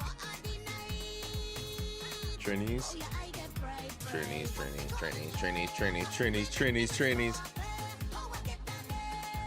A little bit of everybody, but God, the Trinis. There's Vinnies all over the place too. I see them popping up. Okay, this looks fun as shit now. God damn it. I don't want to get messy. All right, Mashan, you see what Juve is. If you're going to be down there, Messy Mashan, shout out to sis. I don't know, she want to do this. Hot mess. The bonnet princesses are out, let me tell you. They're protecting the hair, though. I mean, I get it. You don't want to paint in your hair, but shit. Hey, sis. This is Juve last year. St. Lucia, let's go. Why she put the rag on like it was? Why she put the whole flag on like it was a bib? That's hilarious.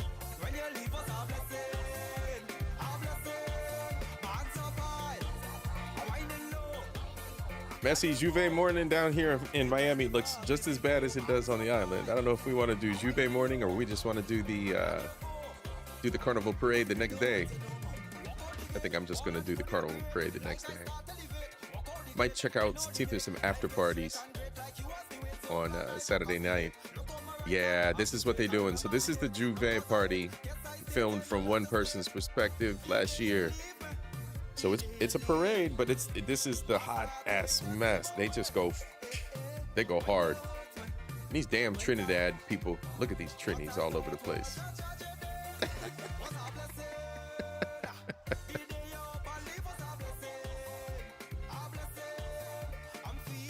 I think the Juve would be more fun if we were locals. It's always more fun if you're local. But this shit, nah, I don't think so, Messi. Let's save the 70 and just go to the next. I'm going to Sunday. Save the money. You spend that $70 at a nightclub Saturday night or some shit.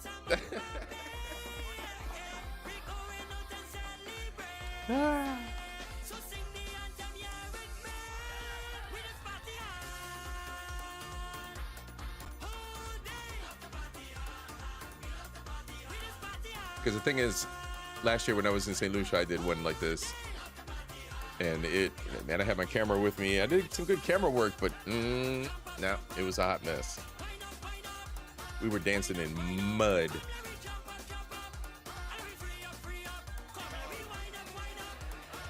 Calm yourself, Haiti.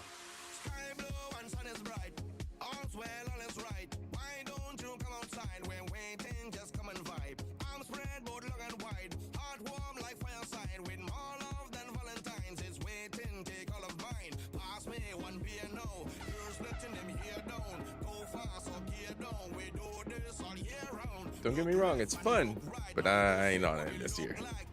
Not in Miami. Shout out to I Am Stefan. Bro doing his thing. He partying.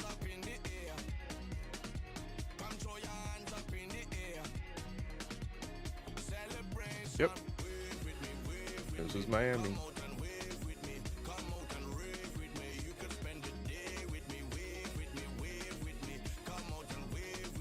So I think, yeah, I'm gonna run with Parade of the Bands. So let's go back. Let's go check it out, y'all. Check it out. So that was Juve, Miami Carnival Saturday last year. So they're gonna be even more wild this year. Lord knows. Everybody getting pregnant. They all fucking down there in Miami. Shout out TLA. I need that drop.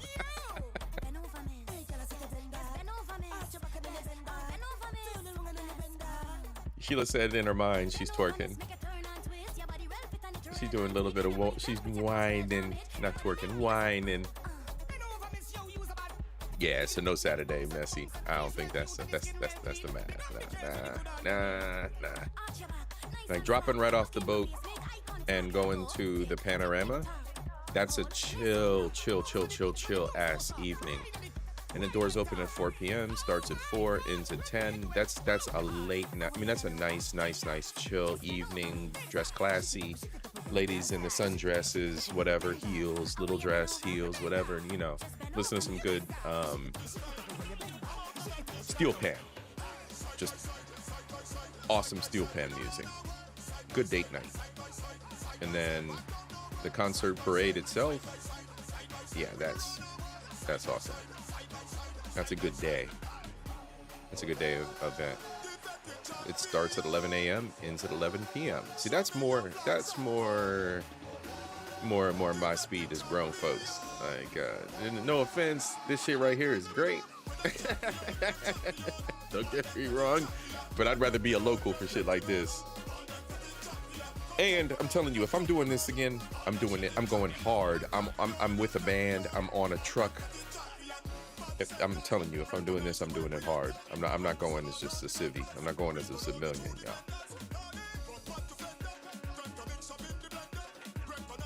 y'all. Monday's a holiday, Messi.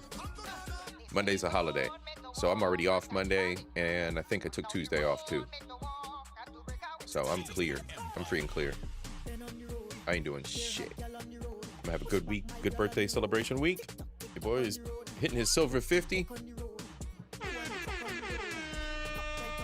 It's gonna be a good thing. Having fun. You should use that PTO. Hell yeah, girl. They're making us use all our PTO, so I'm gonna use it. Ain't no lies told, Chels. No lies told. All right, so your boy C.I.P. got some plan arrangements to correct. I'm gonna change my flight home. Let's see. So let's see Peep Game Messy. It'll be at the fairgrounds, Miami-Dade County Fairgrounds. No big deal. Right here is the Miami-Dade Fairgrounds, dead center, Miami, right off the coast. So the good thing there is we're right there by where the boats kick off.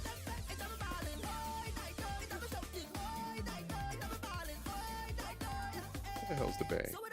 It's out here somewhere. Anyway, where all the boats take off from. Yep, and that's just central Miami, fairgrounds. Everybody can just, whoever's going, villagers, invaders, besties, get you a hotel somewhere in the Miami area and stay late. Hang out with us. That's what it is. Sunday, October 12th, Miami-Dade County Fairgrounds. C.I.P. will be broadcasting live SOCA Sunday, y'all. Let's go.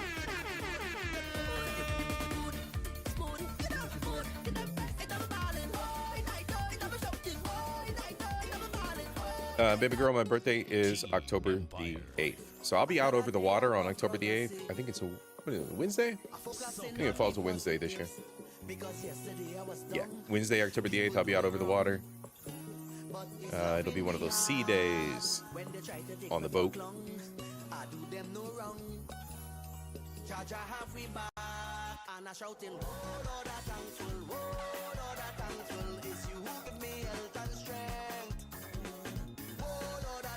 Y'all, how you doing, sis?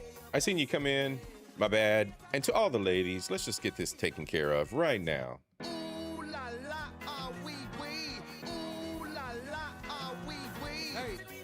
That's right. That's for all y'all. Ooh la la to all the ladies.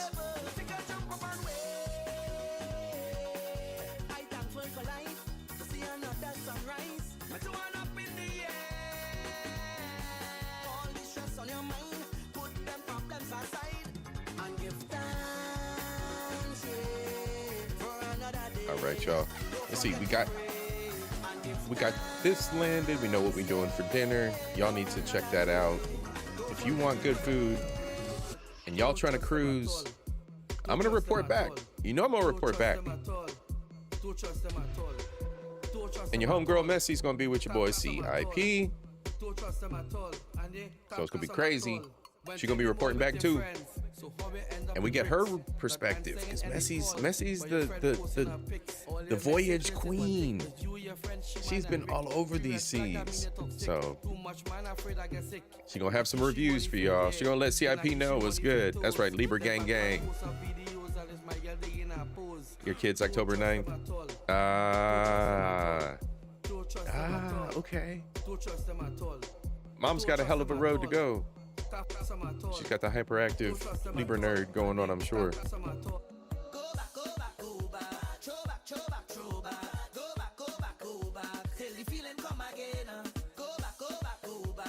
Mark Harris smacking 50 in the ass. That's what's good, bro.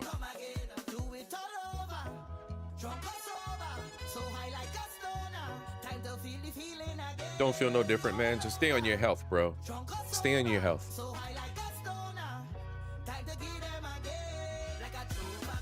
Yep.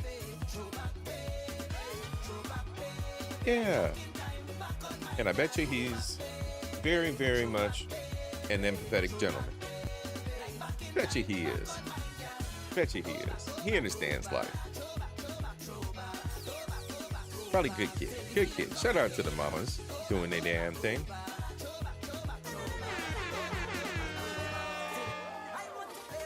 Messy says, I gotta be mature on this cruise. Clearly. Get your red dress, Messy. Put on your red dress. Roxanne.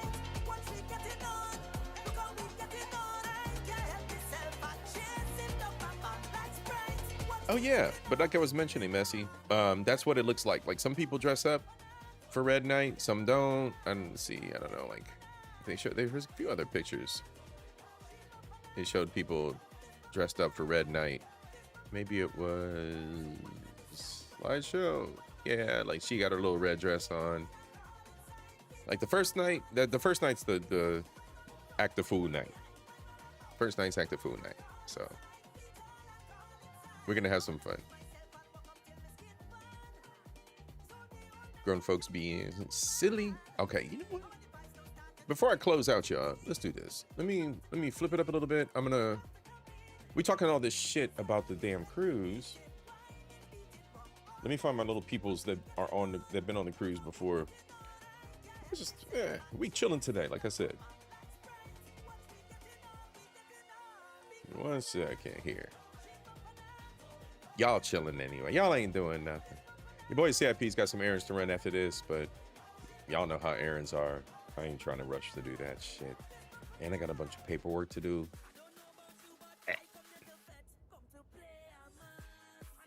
Where's my girl at? Let me find my home girl.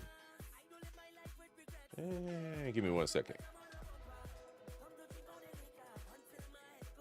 Blessed.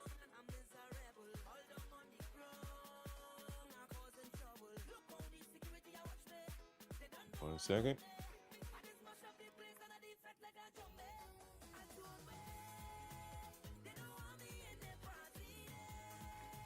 All right, y'all.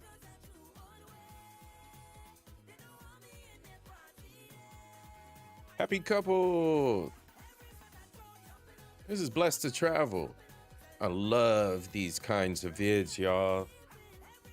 Your boy C.I.P loves these kinds of vids. The happy couple doing their thing. Don't matter where they are. Doing the vacation thing. All right. So they like to do the thing. They get to Miami. We ain't doing a whole react. I certainly hope you don't think I am doing a whole react here. We're going to listen to our SOCA music. And actually, let me check something right quick. Oh, we just halfway through this mix. Good mix. Hold on. We don't want this no more. My bad, y'all. My bad. Your boy got ADD. All right, we're back. All right. Shout out to me. We back. All right, so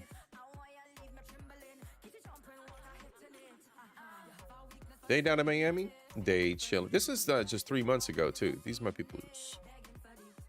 What the? Oh, my government account. I keep forgetting I have 2 YouTube accounts, so I subscribe to people on another account. Never mind. All right.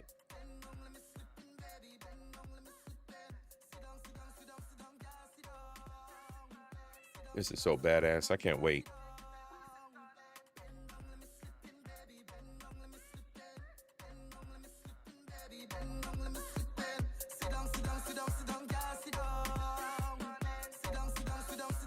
Let me speed this up. Because we're not listening to it or watching it anyway. Really, we just kind of like seeing what they experience. Playback speed. Oh, what the hell am I looking for?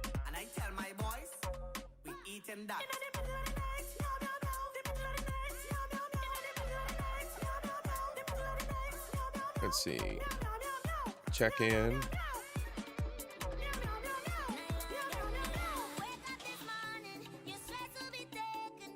So the good thing is, if we handle all our business ahead of time, those little kiosks and the check-in thing, like, you don't got to worry about nothing. Like, all your shit's on the application, so you don't got to worry about shit. It's all in the app.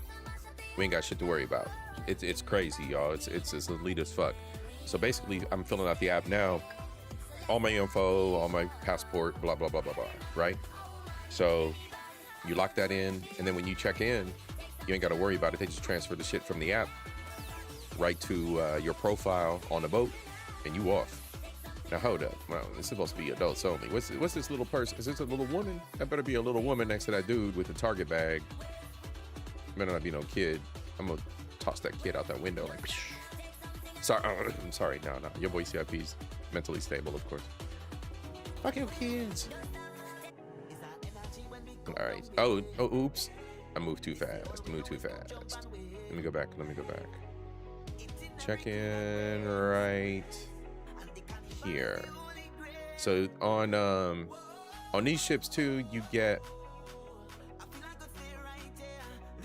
a check-in band. So everywhere you walk around on the band, it's a smart device. It's just a touch device. So you get in your room, you smack the wall with the band. You get on the bar, you smack the bar with your band. That's how you pay for everything. Everything's connected to the little wristband. So that's another thing. She said kid phobia. Kid phobia. I start twitching when I see him. Oh no, get away from me, kid. So yeah, your whole identity, the credit cards you put on file, all your shit is right there on that little band. So I'm telling you, man, when I seen this, I was like, all right, this is easy. I didn't know it was like this traveling, going on cruises. No, she got the whole selfie stick and everything. My selfie stick is ridiculous though, because it's for the camera. Oh, his and hers. Oh, it's so cute. Oh, look at it. Shout out.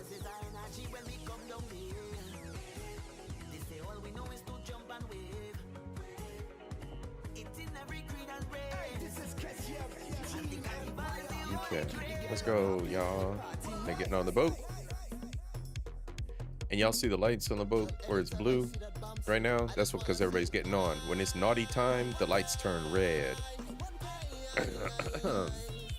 Yep. It be like that. That's why there ain't no babies invited.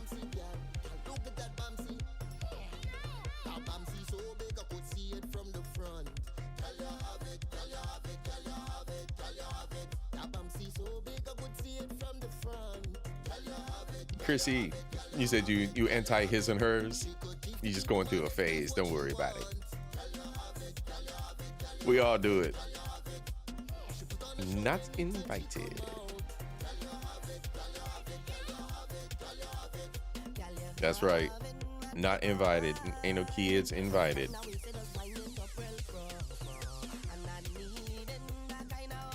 Rain. One Riz for you, sis. You are a married sis, so you just get one Riz. One Riz for Rain. But you are a sis, though. That's what's up, girl. Let's go.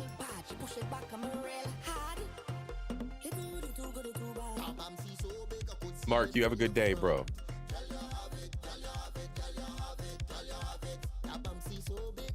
Are you coming back? You just dropping back in the chat, or you dropping out the chat, Mark? Either way, bro. All right, here's a view of the rooms, y'all. Your boy C.I.P. got a deluxe suite. I got. Ooh, I bumped the mic. My bad. I got all the trimmings. I got the terrace. So I got the terrace patio with the hammock. Definitely wanted a terrace.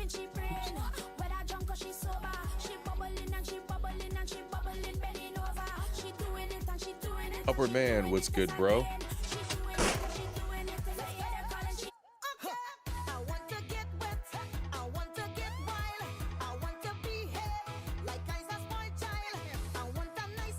Yeah, the rooms are, the bathrooms are kind of tiny, but what you need a bathroom for but to wash off after you didn't hunch?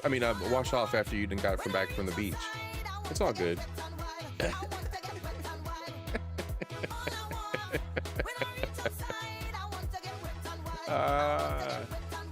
The next level up, I think, has the really, really big bathrooms and this, that, and the other. You don't spend much time in the bathroom. I don't need a big bathroom for nothing. All I need is room space. You know what I'm saying? Trying to throw up my laptop and stuff and set up my little podcast. And then the terrace. I like to have a good terrace. Like a little comfort. It's all like IKEA. Like, bro, like I have those same exact. I got those same exact containers, those cubes right over here on my shelf. I swear to God. It's just IKEA shit. I swear to God. Like, gray is your boy's favorite color for obvious reasons. I think gray and orange are your boy's favorite color.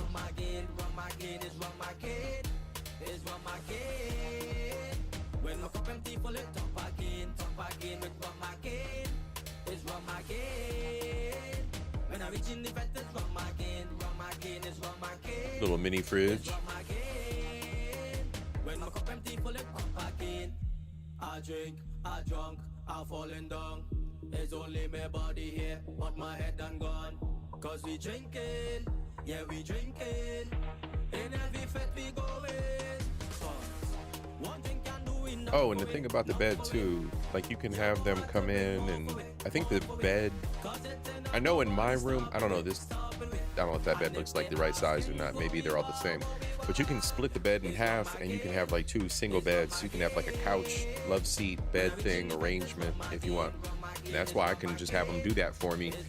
You, I guess what you do is you hit up room services and you tell them that you want your bed rearranged. So during the day, they just come in when you're off in the pool or whatever, and they rearrange your room like in an instant, and you have the couch set up, and then you can tell them to come in and do whatever and set it back up to be a full-size bed.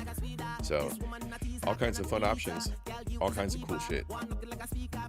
Then I can set it up, do podcasts, have whoever's, have the homies, have the besties, villagers, invaders that are on the boat, stop by the room, have it set up like a little podcast setup. Then that's it. All good.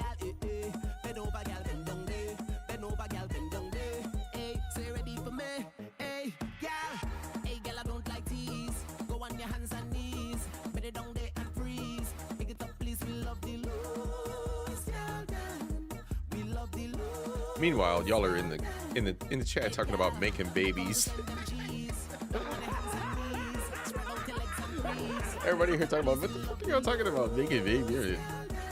Started with the carnival conversation about making babies.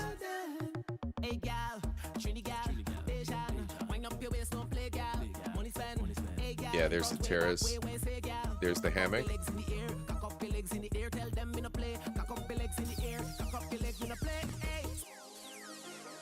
This is CashApp, Team Empire. Yo, keep the girl them happy, the party night.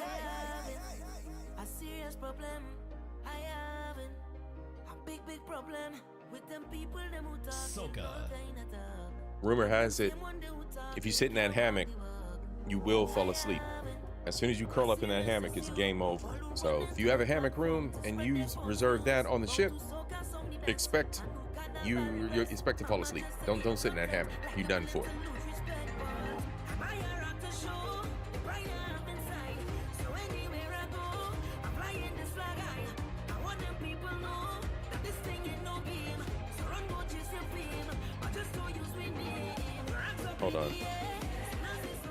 Hold on, I'm about to give y'all a travel pro tip here. I'm turning the music down real quick.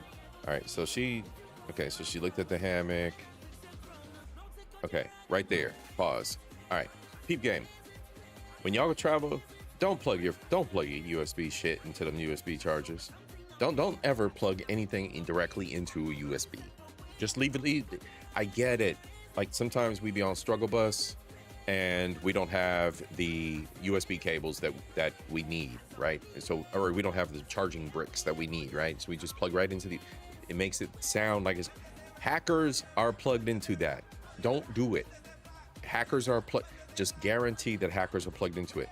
They make travel power strips. I got a little baby power strip for my travel. I plug it right into the electric, and I don't have to worry about plugging it into anything into the USB ports. Don't use USB ports at the airport.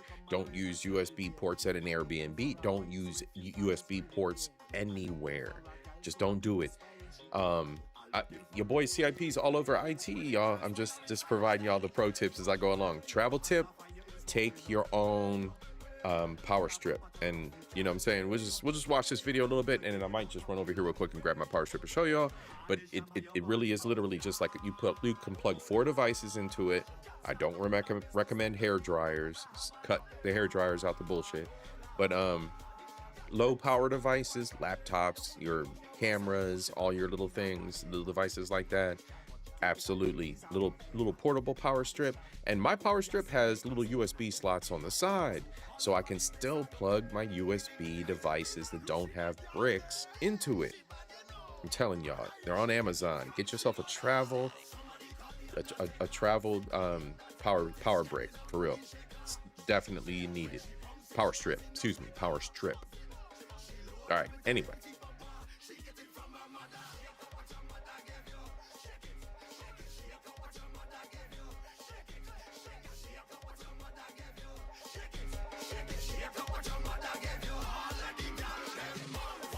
Yes.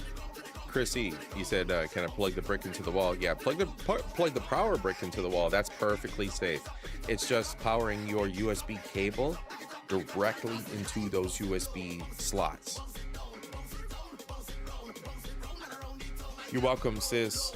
Not a problem. The hospital either. That's right, 18.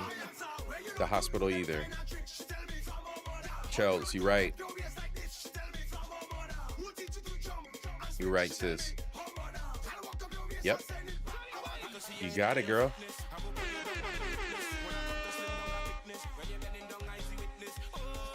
Yeah, 18. Okay, so I'm going to pause right here, too. Messy. You're going to want to know this one, sis. Another awesome piece of Virgin, right? So remember I mentioned Virgin takes the app and transfers all your app info to their shit. So when you go to check-in, you have all the check-in already taken care of. It all goes to your room iPad too. So the room iPad has everything already booked into it, all your info. You order, like if you want water, bottled water, you can have bottled water. You can have carbonated water, so you can have sparkling water. They deliver it right to your room. So if you want water, you just push the button and that shit comes like magic. The iPad controls your room. It controls the temperature in the room. You can see all that right here. The lighting. It controls the shades on the terrace. So your iPad controls everything. It talks to room service. It talks to the crew. It does everything. The TV. It talks to, you can even change, yeah, I said lighting. You can change the lighting around the room. You know what I'm saying? If you're trying to get your hunch on, you can change the hunch lights. You can do everything. Music, all the things. All the things, y'all. All the things. So, yeah, she's adjusting all the stuff right now. But yes, 18, check this out. Let's back up. Food, 18. We already talked about this, but y'all, I'm just chilling anyway. I don't give a fuck. So 18, check this out, sis. All the things. Okay, so let's back up. So we have one restaurant called The Wake. This one's kind of like a New York steakhouse. Like a New York steakhouse type place. Razzle Dazzle's like an Americana. Vegan meal options. Rollo. This one is the Spanish type. Tapas and meals. Pink agave Mexican food. Hell yeah. Extra virgin Italian food. Gunbei Korean food. Korean barbecue. There were some videos we were watching earlier of live awesome footage from this place. So Virgin Cruises, you're right, sis. Virgin Cruises have been renowned for the food options as well as just in general how awesome it is. They have a test kitchen. I'm not one for this where they feed you air in a bowl flavored by carrot and pea essence. That's not... Your boy C.I.P. is not on that. Ice cream. And a lot of these spots are open 24/7. I think the ice cream is open 24/7. It's just always around. Dock House. They serve flame grilled skewers and little bite-sized pitas and things like that. The Dock. Let's see, Mediterranean dishes. So this is where I'm going to get my feta and chickpeas on. Let's see. The pizza place. They have a pizza. Of course, every ship has a place where they make pizza. I'm sure that ain't special, but they got their own thing there.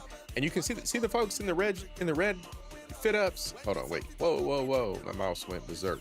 All right, see the folks in the red fit ups here? First night on the boat, you have Red Night. I mean, the theme, the color scheme of the ship is red, is scarlet. So you have Scarlet Night, first night on the ship. So everybody breaks out in a scarlet gear. You can be fancy as you want to be. You can be as chill as you want to be. It's all about you just doing you. But anyway, yeah, we got a pizza spot. Social club. What's the social club do? Popcorn, games. Oh yeah, this is the game spot. I'll probably be hanging out here a little bit. If they got arcade games, I'll probably waste some time. The galley. Let's see. Bakery and pastry shop. Paninis, burgers, tacos, sushi, bento boxes. See, this is the main spot, right? All the main things. But the variety of food here, this is where it's at though, right? Like this is where it's at. Messi says she'll be in the casino. Holla at me. Bet. Sis, because hey, your boy C.I.P. got a little bit, I got my tobacco habit. I might have my little vape with me, whatever. So that's the only place on the ship that you can vape is the casino and the dedicated, I think it's a smoke deck or whatever. So I'll be around the casino. Definitely need to be at the galley. Yeah, we'll be kicking it, Messi, for sure. Need milkshakes too. Yeah, milkshakes are, oh, sis, for sure. The Messi gonna be gambling. Oh, y'all, come on. I be trying to stay away, but if I see Messi over there by a machine, I might have to pull up and just handle business too. Start tossing in a couple dollars too. I mean, it is what it is. It be like that.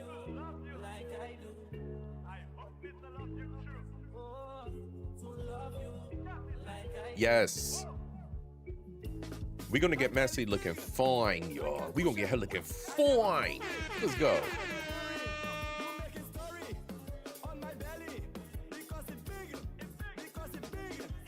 Hold on, this is one of my tracks, y'all. Gotta rewind this. Let's go.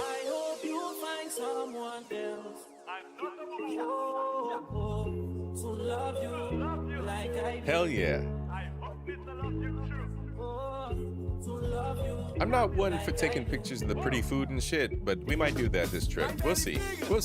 Like a cushion, I never hungry. I don't worry. You make a story on my belly because it's big. I tell you, big belly season. Big belly season. Big belly season. I tell you, big belly season. Big belly season. Big belly season. I eat it. Oh yeah, also too, you can also have shit delivered to your room, whatever you want. I think there's like little mini charges, but not many, right? Like a lot of ships hit you up for the oh, here we go. Here's a video of what goes on at the Asian spot, at the Korean barbecue spot. But yeah, I think a lot of ships hit you up and nickel and dime the fuck out of you. They don't do that here. So, you know what I'm saying? It's pretty much up front. But if you have extra things sent to your room, obviously you're gonna have to pay a little bit. So I've never eaten on the balcony. Let's do that. We can all hang out. Sis, we're gonna have fun. Don't worry, we're gonna have fun.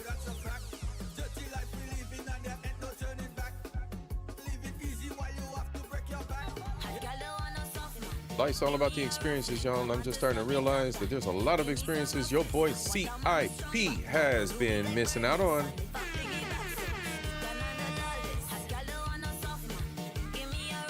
Right. Yeah, like for real. Like people might be a little bit too lit and just need the room service and just chill. Sit on that balcony and just munch on some food and be happy. Not go nowhere. We're not going nowhere.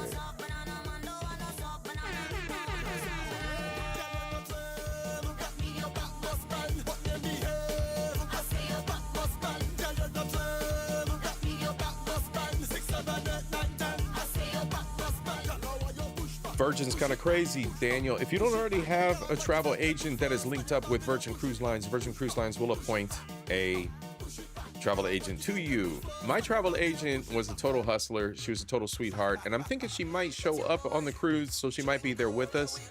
It seems like Virgin Cruise Lines has partners, individuals who kind of like partner with Virgin, are like lifetime compatriots of Virgin, and they are the travel agents. So I'm just trying to figure out how these hustles work with these cruise lines, how the networks, I'm sorry, not hustles, of course, everybody's got their lifestyle. So it's like the networks, right? Like how this works and how they work internally, but no travel agent. One of their internal folks got appointed to me, and when I told her all my details, especially like about the birthday coming up, she's like, oh, that's a milestone. She was like, tick, tick, tick. The price of my trip went down $200 and some immediately. So I was like, okay, let's go. Let's make this happen. So yeah, bro. If you need a travel agent, I can get you linked up with her, bro. And if you are interested in this trip, whatever, let me know. October, first week.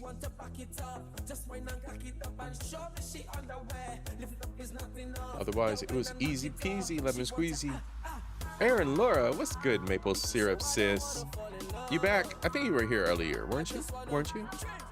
If not, one Riz for Aaron, Laura. That's right, Aaron, Laura. Maple syrup sis, shout out.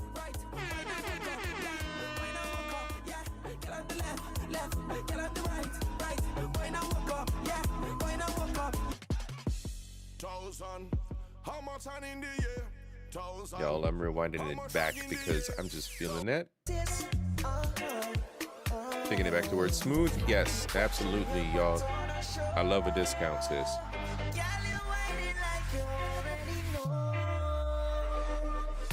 Testing. Oh, you were here for the testing. Well, sis, I'm glad you're here. You know what, sis? Aaron, Laura, you get the ooh la la. You get the ooh la la. And Aaron, Laura, because you are lathered in maple syrup and you are from Canada, you get some hot sex too. You get a little bit of everything, baby.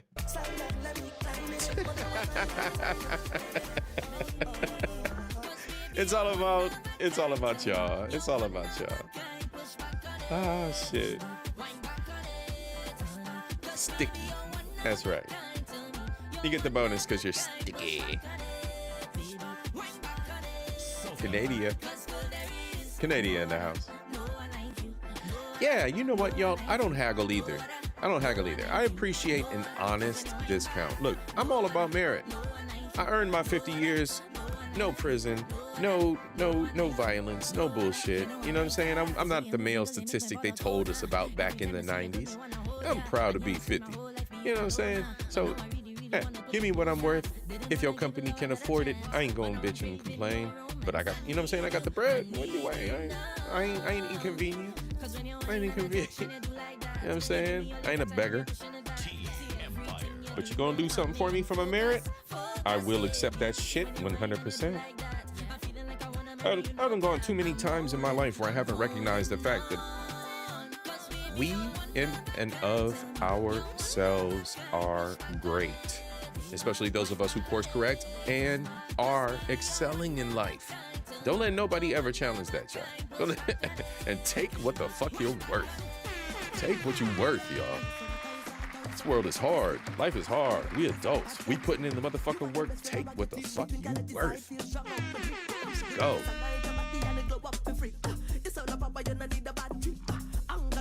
It's all about that.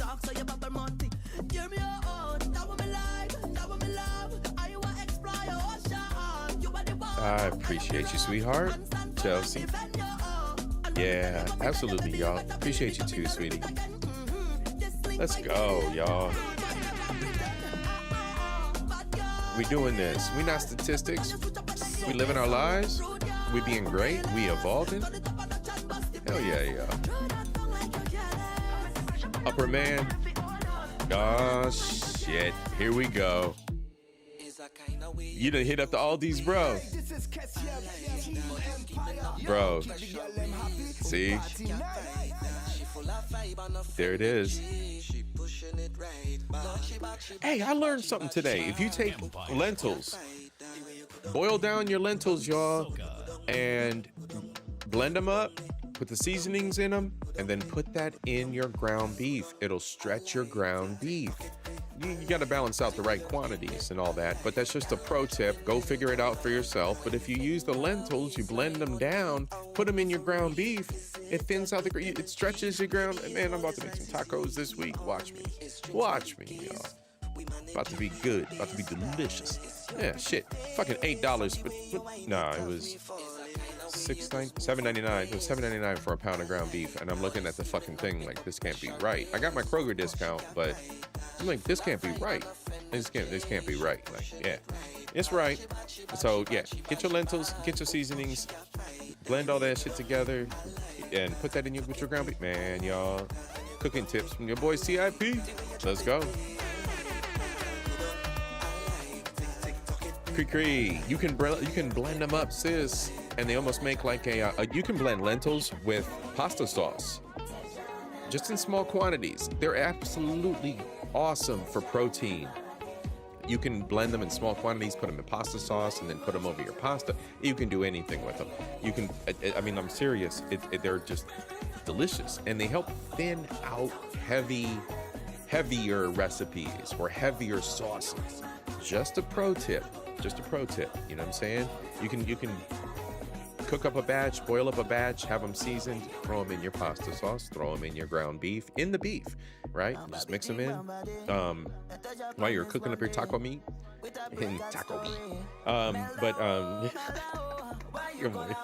You're Asian. Yeah, sis. All kinds of ways to blend things up. Black House said, hell no. Oh, come on, y'all. Look at y'all. Just every single person in the chat just rebelling against C.I.P. right now. I'm just going to listen to the music.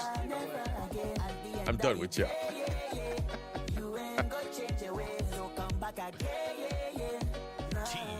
Y'all don't like beans? Who don't like beans? Not lentil pasta. I'm sure it was like some kind of weird recipe. You got to put it in with its pasta sauce. You won't even notice it. It's like putting protein powder in something. It's just, you add it in, man. Might as well buy a steak and buy a whole cow for $3. Bro, Lando Bando, you out there, bro? We need to chat, because you right outside of town. And you and I talked about this before. Let me go back to Uncle Rick. Yeah, Uncle Rick, by the way, Uncle Rick, shout out, bro. How you doing this evening? Real bad man. How you doing this evening, bro? Let's go. We go line, we go climb up before we reach this girl line up on the street. Take a jam and you're feeling sweet. When I reach in the water, watch me bathing, I'm bathing. Oh Lord, when I reach in the water, watch me bathing, I'm bathing. We having a nice time. Hey, there we go. And I need your company. I like lentils, but I think that was like some pre-manufactured stuff. Like you can't do that. You got to cook your lentils you got to do it on your own. Like, Charles, I don't know what you came across, babe. Y'all out here chatting. That's awesome. Ground turkey I use in my spaghetti and burgers. Dirty rice. Whoop. Yeah. The ground turkey's okay. I haven't quite been able to solve the dryness of the ground turkey. That part I just can't get over. Turkey meat though, I'll eat cold cuts. I'll eat sliced turkey. That's delicious.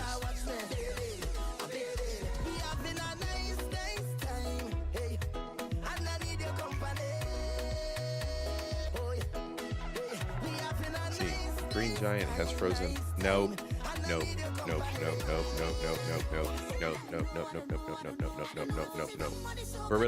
Barilla pasta. The pasta that starts with a B, Barilla. I like Barilla pasta, but I like their natural stuff. I like the full grain, the whole grain stuff. Also, but you know what, Charles, I make it from scratch. Yeah, you gotta have somebody make it from scratch. That sounds horrible. And it's the pre-manufactured stuff. That's why I'm saying no. It's just the pre-manufactured stuff, babe. Can't do it. I can't do it. You got to do it by yourself. You got to do it. You got to do it at home. Derek, give me beef.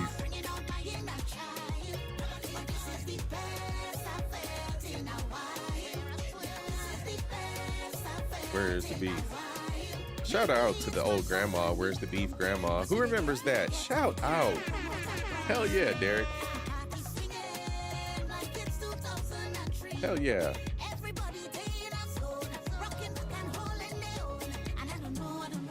Can't read me on paper. Sometimes I feel like a stranger. Don't know myself. Uncle Rick, vacation is 5 days away. Do tell, my friend. Do tell. I'm just seeing that. Give me some rice and beans, a pork shoulder and plantain, and an avocado. Hold on. Hold on. Pause for just a moment. This lovely lady just spoke truth into my heart. Sheila, you better stop, girl. Look at this.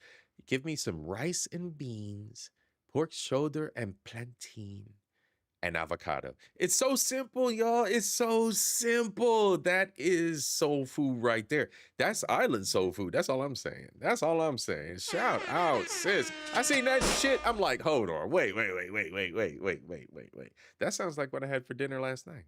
Like, pause. What did I have for lunch today? Come on, sis. Come on. Let's go. Wow. Sheila. Girl.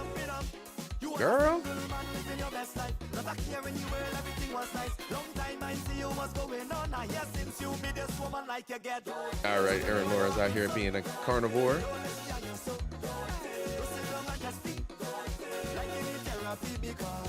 Like she put something in your water. Like she went by a spiritual doctor. Oof. You know what, Creek? That's no joke. Your boy C.I.P's already been there, done that. Did it a couple years ago. My doctor was like, you need to get ahead of this because they done changed the way that we doing it. And they changed statistics. They lowered the bar, this, that, and the other. I'm like, man, just go on and do whatever you're going to do. Schedule the shit. Got it scheduled. Your boy C.I.P is 100% clear. Everything's good.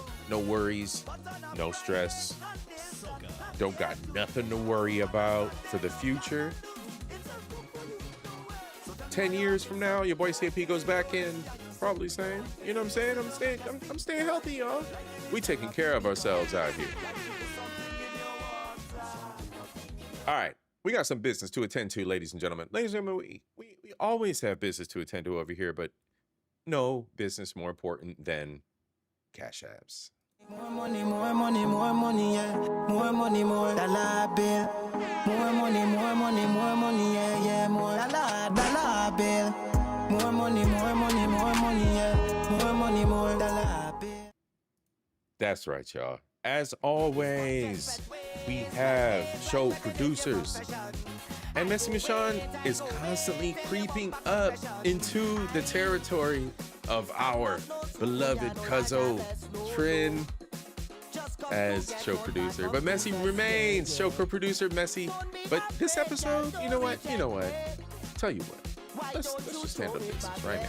Let's just handle some business right now. We're going to go ahead and correct this because this is episode 8. This is not the overall show. Show producer, Messy Michonne. Co-producers, he has been demoted.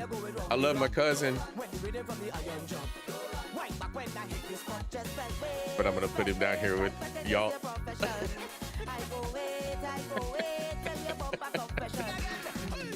Cuzzo, one love, but Messy takes the top spot. Messy Michonne, thank you so much, sis. SOCA Sundays will continue, as y'all know. And we're going to have lots of fun as we move forward. We're talking about meat and potatoes, maybe some carrots. Blackouts, that you? Yeah. Meat and potatoes, maybe some carrots. Sheila, get it done, girl. I know you're going through a lot in and out of the doctor's offices. Ugh. Not fun, but it's one of those things you got to put on your list at some point. Little sis, get it done. Get it done, beautiful. To all the ladies and gents out there, yes, get your health checks figured out, y'all. Get that done. I love black beans. I love black beans. I seen that, Derek. I love black beans too, bro. Man, I can fix up some black beans. Man, don't mess with me and black. Don't mess with me with kidney. Don't mess with me with beans in general, man. Come on now. Food is food. Your boy C.I.P. loves some food.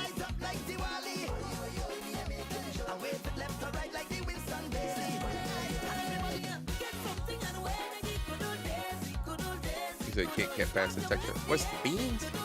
You arguing about beans, Charles? Oh, avocado. I don't like avocado. Everybody throw avocados at Charles.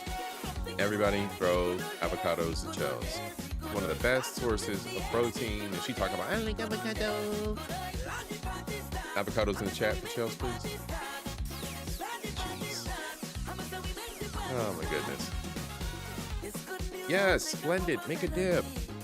A-Team, sister after my own heart.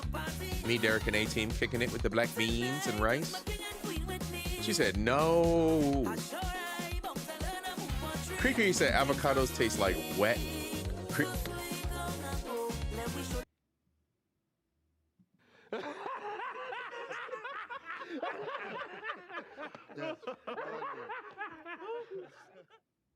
Creaky,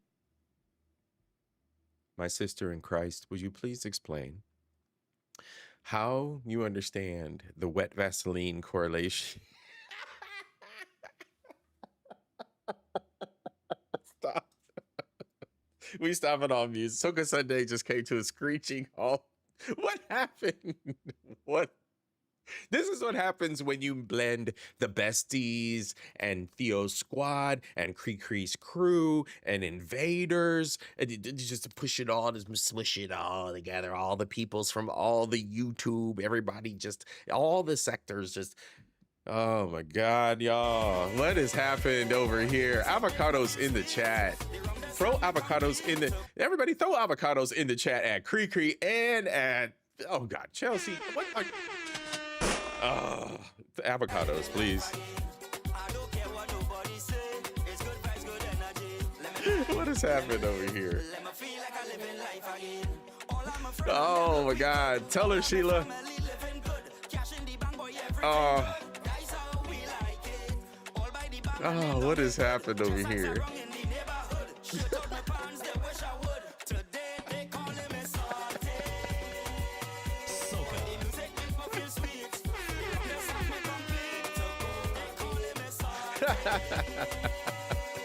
Chrissy, you don't like avocados either.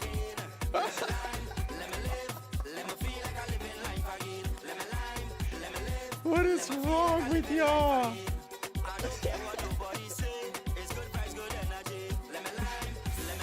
We having an avocado fight, y'all. We having an avocado fight. I don't give a shit. We smacking at each other with avocado seeds in this chat. All are wrong.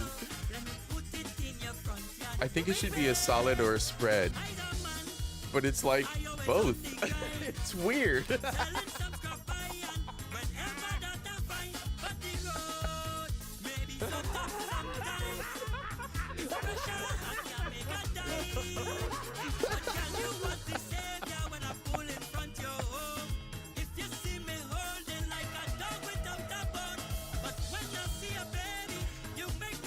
Oh my God. I'm loving y'all so much. This is great. Oh, the end of the stream became an avocado fight. At this point, what do you like? Damn it, Chrissy.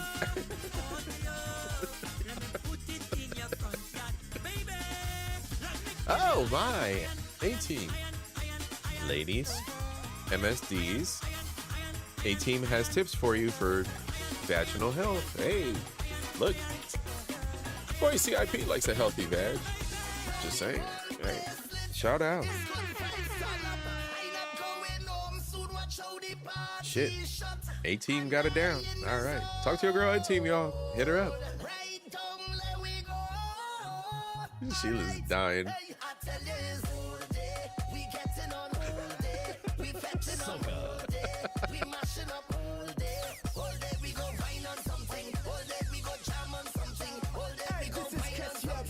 Oh my gosh, y'all are so offended. Oh, Creek, look at these little faces. Look at the emoji.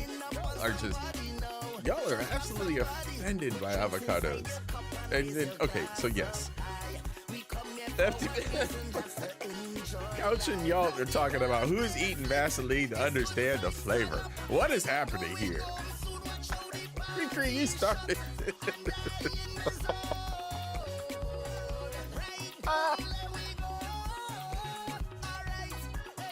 She said, I don't need judgment. Said, I got my own damn show.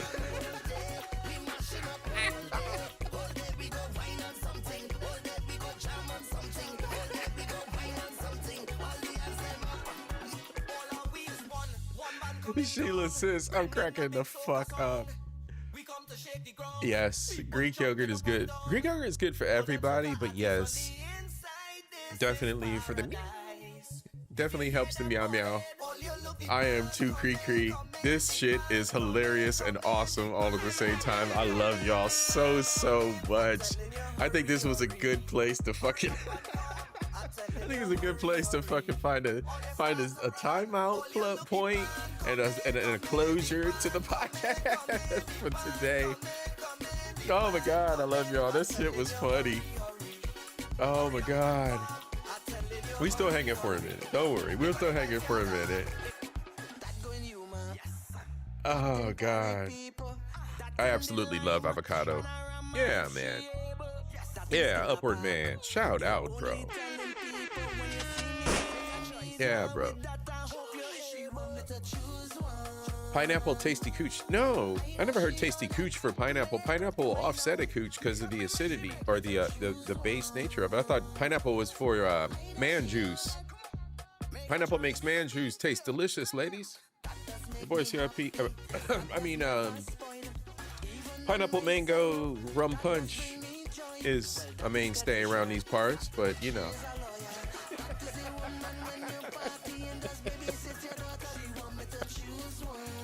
Oh God, we love you too, sis. Absolutely, Sheila. Good luck with the doctor's visits, right?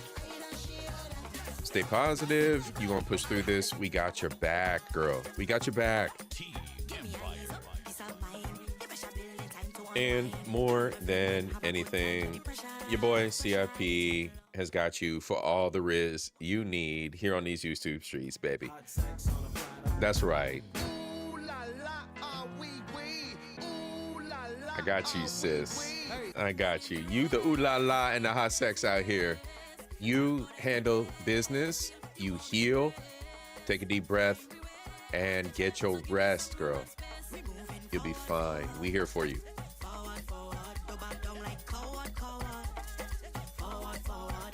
Yeah, pineapple's great for healthy eyes, as well as all the other things. That's right, bro. Y'all heathens.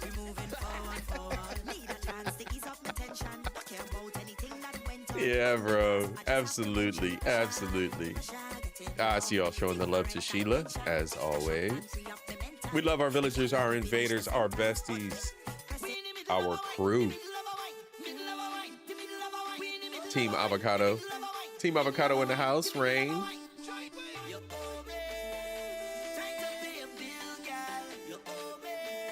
She said, you will go to the corner if you bring a dang avocado to my live couch.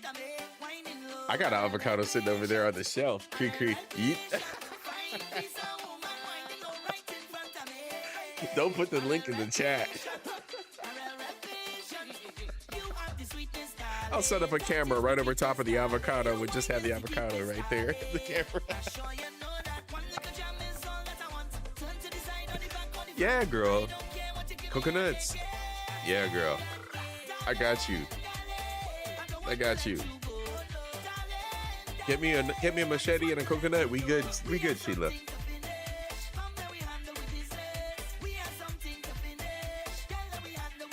Me and Sheila gonna kick it on the island, y'all. We're gonna do a podcast from PR. I'm gonna get a mature gamer to come with me, show me around.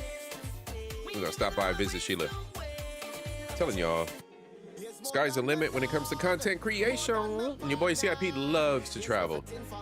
We're gonna have some fun. We're gonna have some fun. The station, like it's a radio station. The channel is only getting better, y'all. Coconut is my favorite fruit. Coconut is a seed. Coconut is delicious. Coconut is the seed of the fruit. I got you, boo-boo. I got you.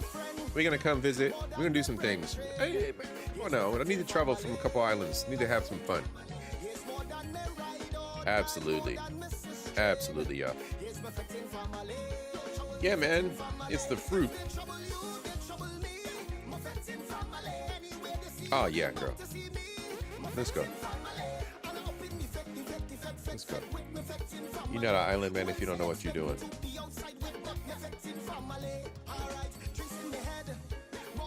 My friends, ladies and gents, all of my invaders present. Let's get down to business, right? We closing out. Nothing is true. Everything is permitted. How much fun have we had today, right? Everything was permitted. You learned things. You opened your minds. It was all permitted. Everything is permitted, my friends. Seek knowledge. Seek that knowledge, right? Evolve. That's what we're here for. The world around us is not absolute. Everything we see is not exactly as it appears. The whole goal here is to learn, explore the vast world in front of us. What you limit yourselves to and what you experience is your own responsibilities. Choose wisely, y'all. Choose wisely. We're doing this together. We only rely on one another to be on the same level, the same watermark, the same water level. We need to do this together, y'all. Be better, learn more, do the knowledge. That's right, Aaron. Do the knowledge. Do the knowledge. Throw in bananas. Throw your bananas, throw your pineapples, y'all. Throw your avocados as I close out the chat, y'all. Choose wisely. That's right. I love y'all. Thank you so much for joining me for SOCA Sunday. Like, subscribe. Your boy CIP is going to be around. We got an anniversary party coming up next weekend. I might do something in between. Might not. Because it's an anniversary party. I can just reboot and give y'all more great content, more great philosophy, more great culture, knowledge, and entertainment for 2026. Let's go into season 4, learning all kinds of new shit, y'all, and having fun. I love y'all. Have a great day, y'all.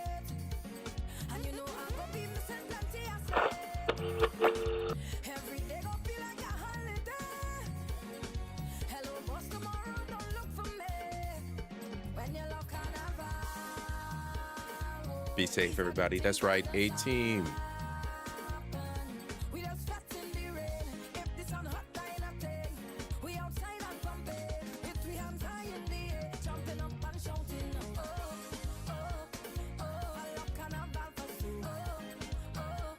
See everybody on Go Creaky's channel. Go Creaky's going live later on this evening, y'all, I do believe.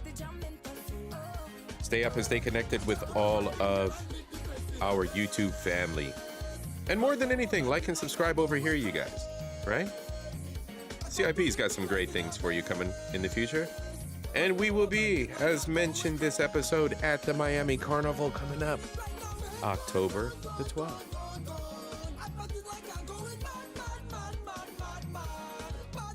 Like and subscribe. Thank you so much, Chels. To all the MSDs, to all the MSGs, to all the ladies and gents. Enjoy your Sunday. Peace.